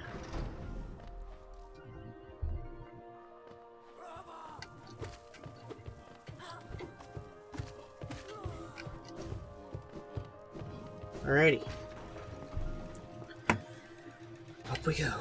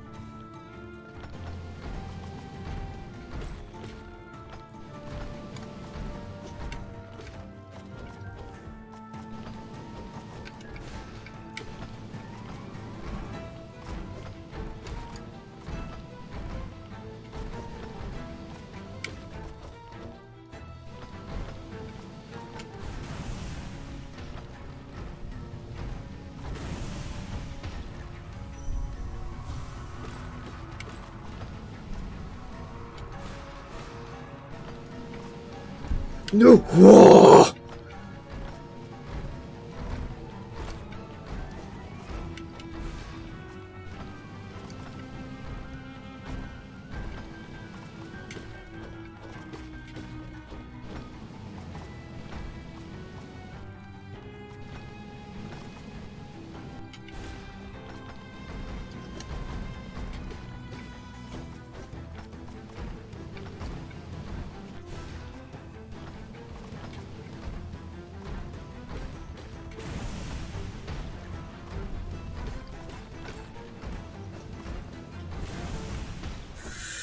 Alright.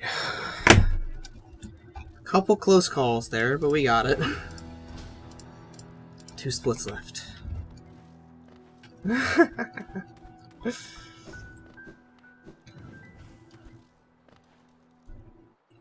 Okay. Alright, hands, I need you to stop shaking.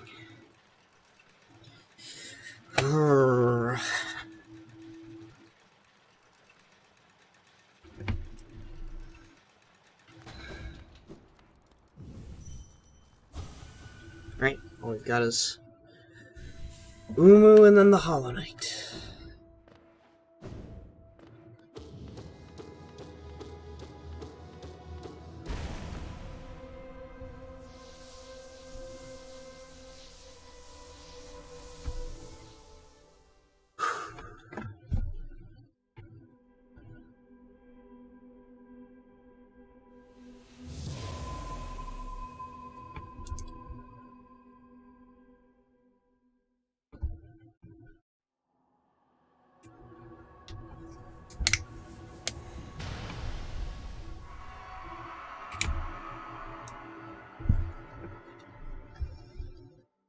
Okay.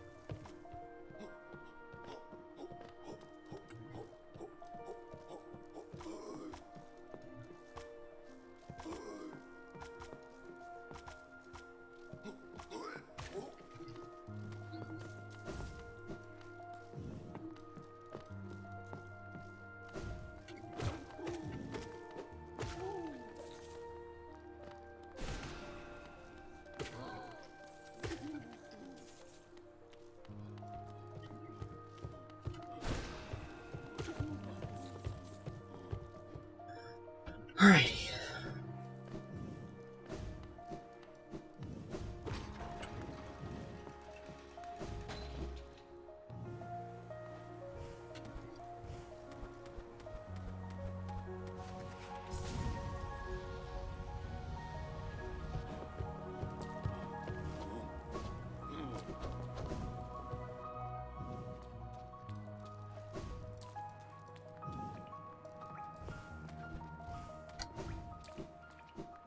Okay.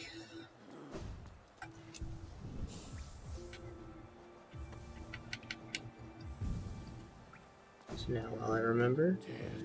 Alright. To Fog Canyon we go.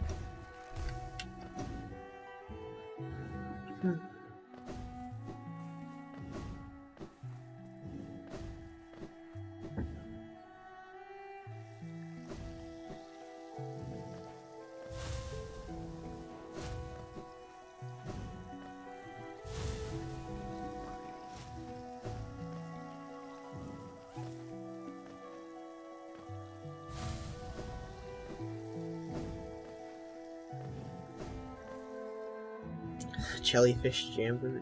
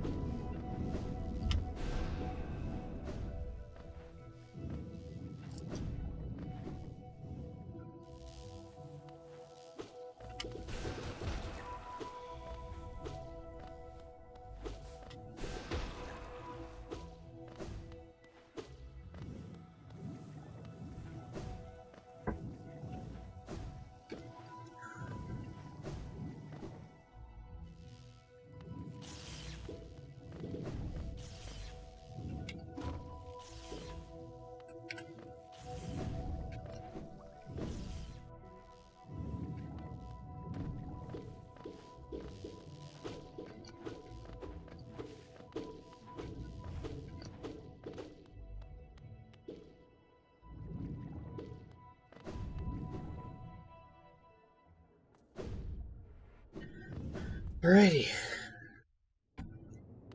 We're into the archives.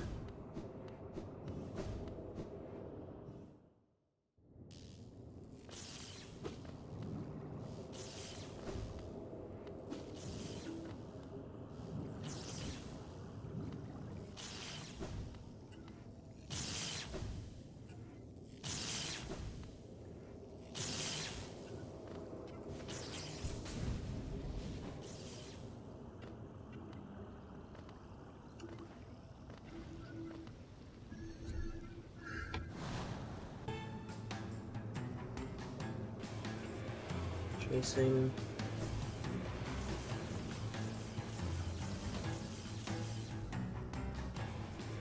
Chasing.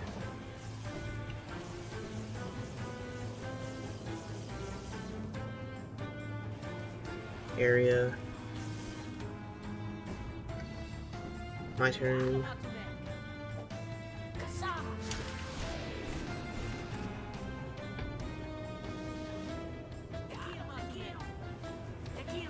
Chasing.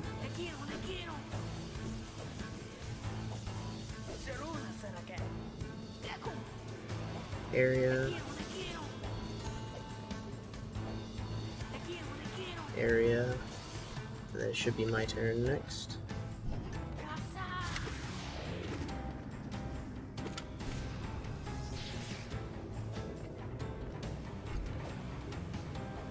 Chasing.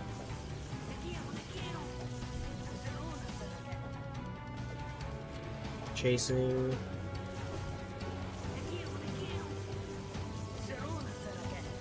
My turn.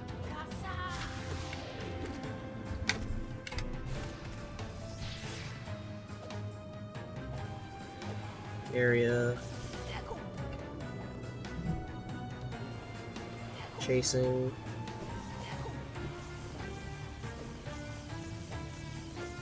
My turn.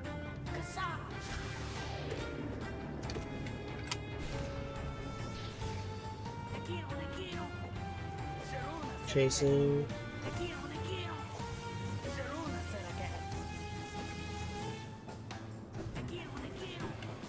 Area. My turn.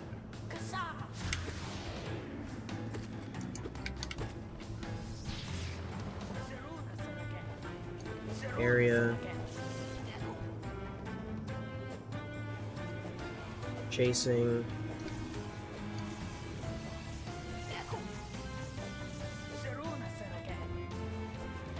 Area.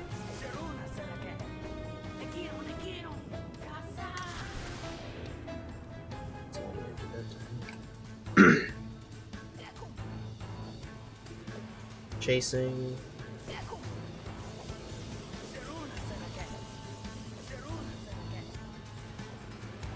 Chasing.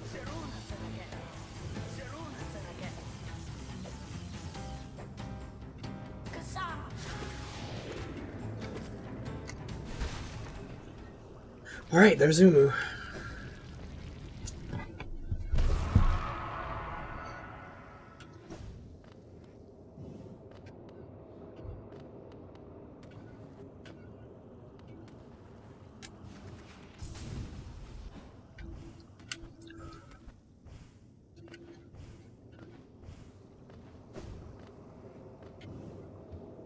Alrighty.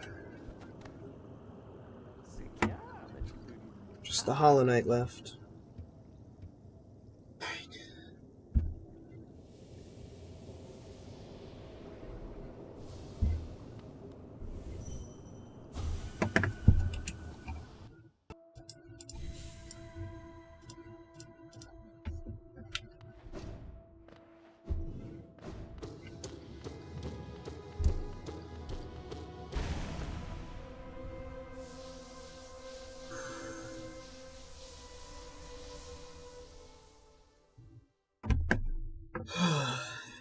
Alright.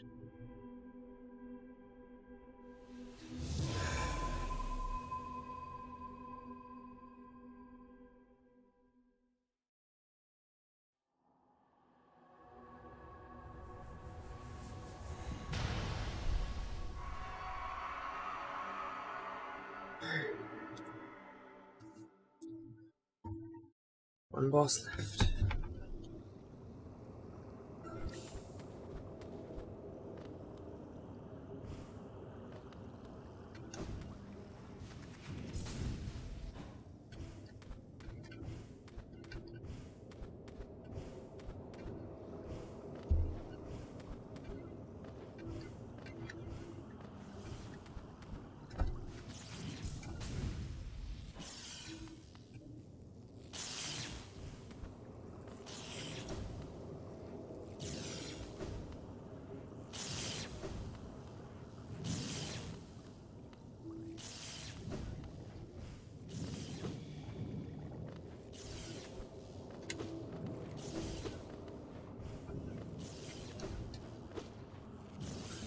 Alright.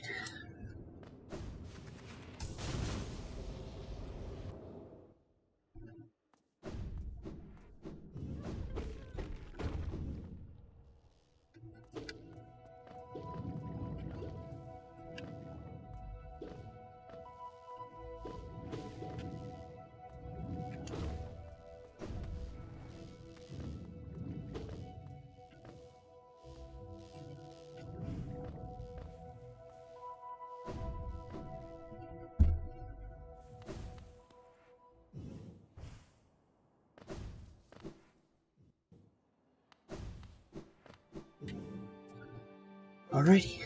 Just the boss left. There are 0 threats between us and the Hollow Knight.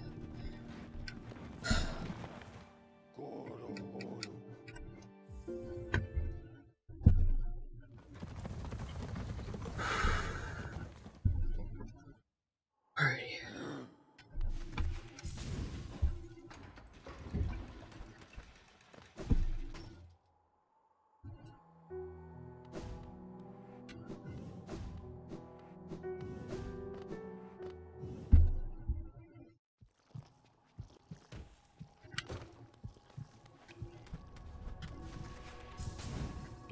A little too high up.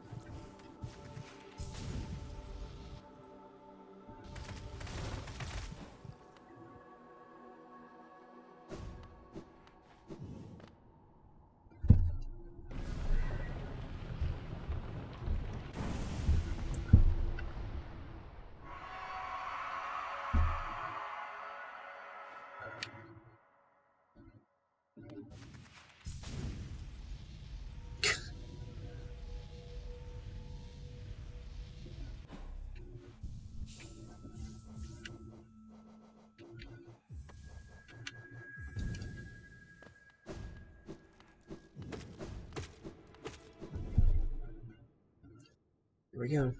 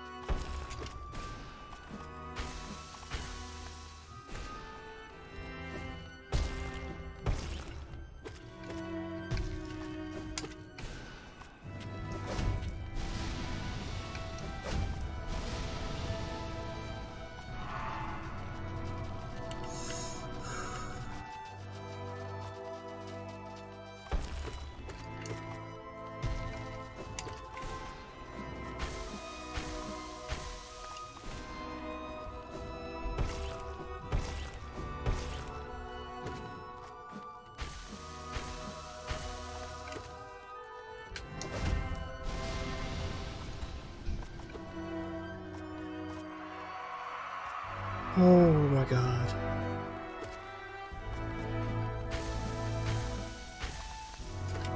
Oh.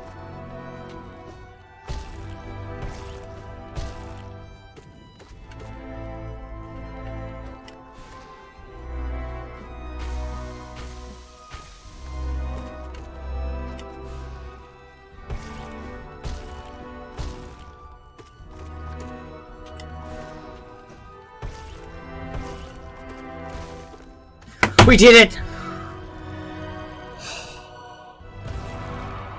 Holy shit. We just made history. World's first skipless no-hit run of Hollow Knight.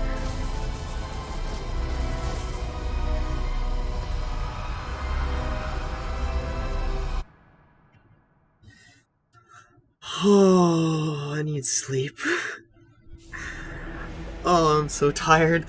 This was so tiring. Holy shit. Oh. Oh, I'm gonna pass out. Oh, I'm so tired. Turns out all I needed for this run was a little bit of sleep deprivation.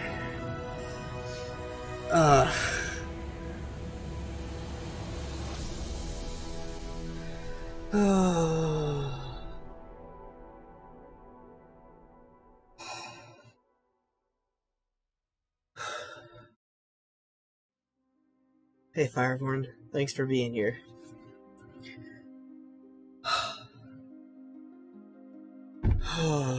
Deep breaths. Holy shit. 6.5 months. We finally got it. Finally got it.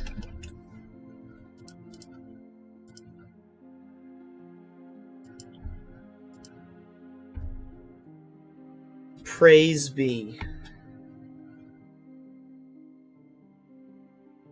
Oh.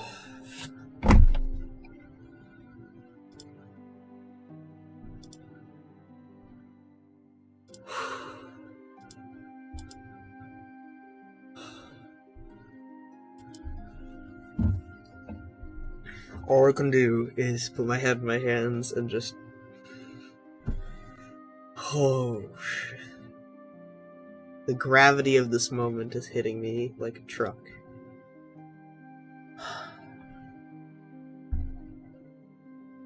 I finally did it. And now... I sleep. So after the credits are over, I'm going to wrap up the stream. And then we'll come back on Sunday, and we will start the stream with routing the 102% no-hit run. We'll start routing that, and then hopefully we will get that in a shorter time than this. Holy shit.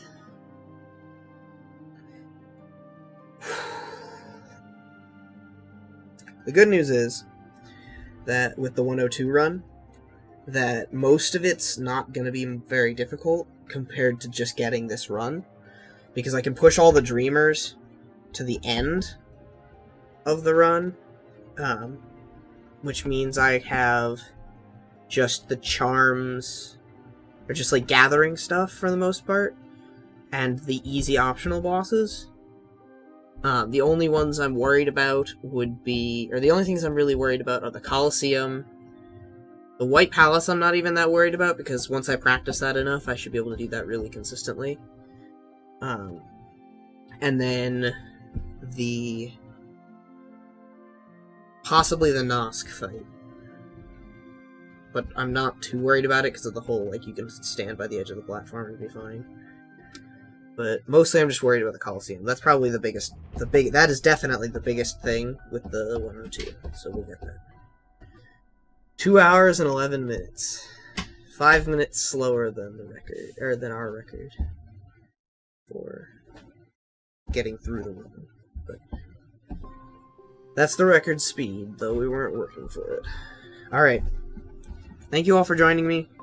I will see you all on Sunday, hopefully, for the beginning of the 102 run routing, and then I'll probably do some of the Dark Souls 3 DLC or optional content after, like, a while of working on the 102 run. I'm not gonna be able to do all of the 102 run in a single stream, I don't think, at any point, because it's a lot of content that's, like, even knowing, like, even optimizing my routing, it's probably going to be like 20, or not, maybe not 20, but at least 15 hours probably. So yeah, I'm not going to be doing that in a single stream probably ever. But we'll see how long it actually takes. So thank you all for joining me, and I'll see you on Sunday. Bye bye.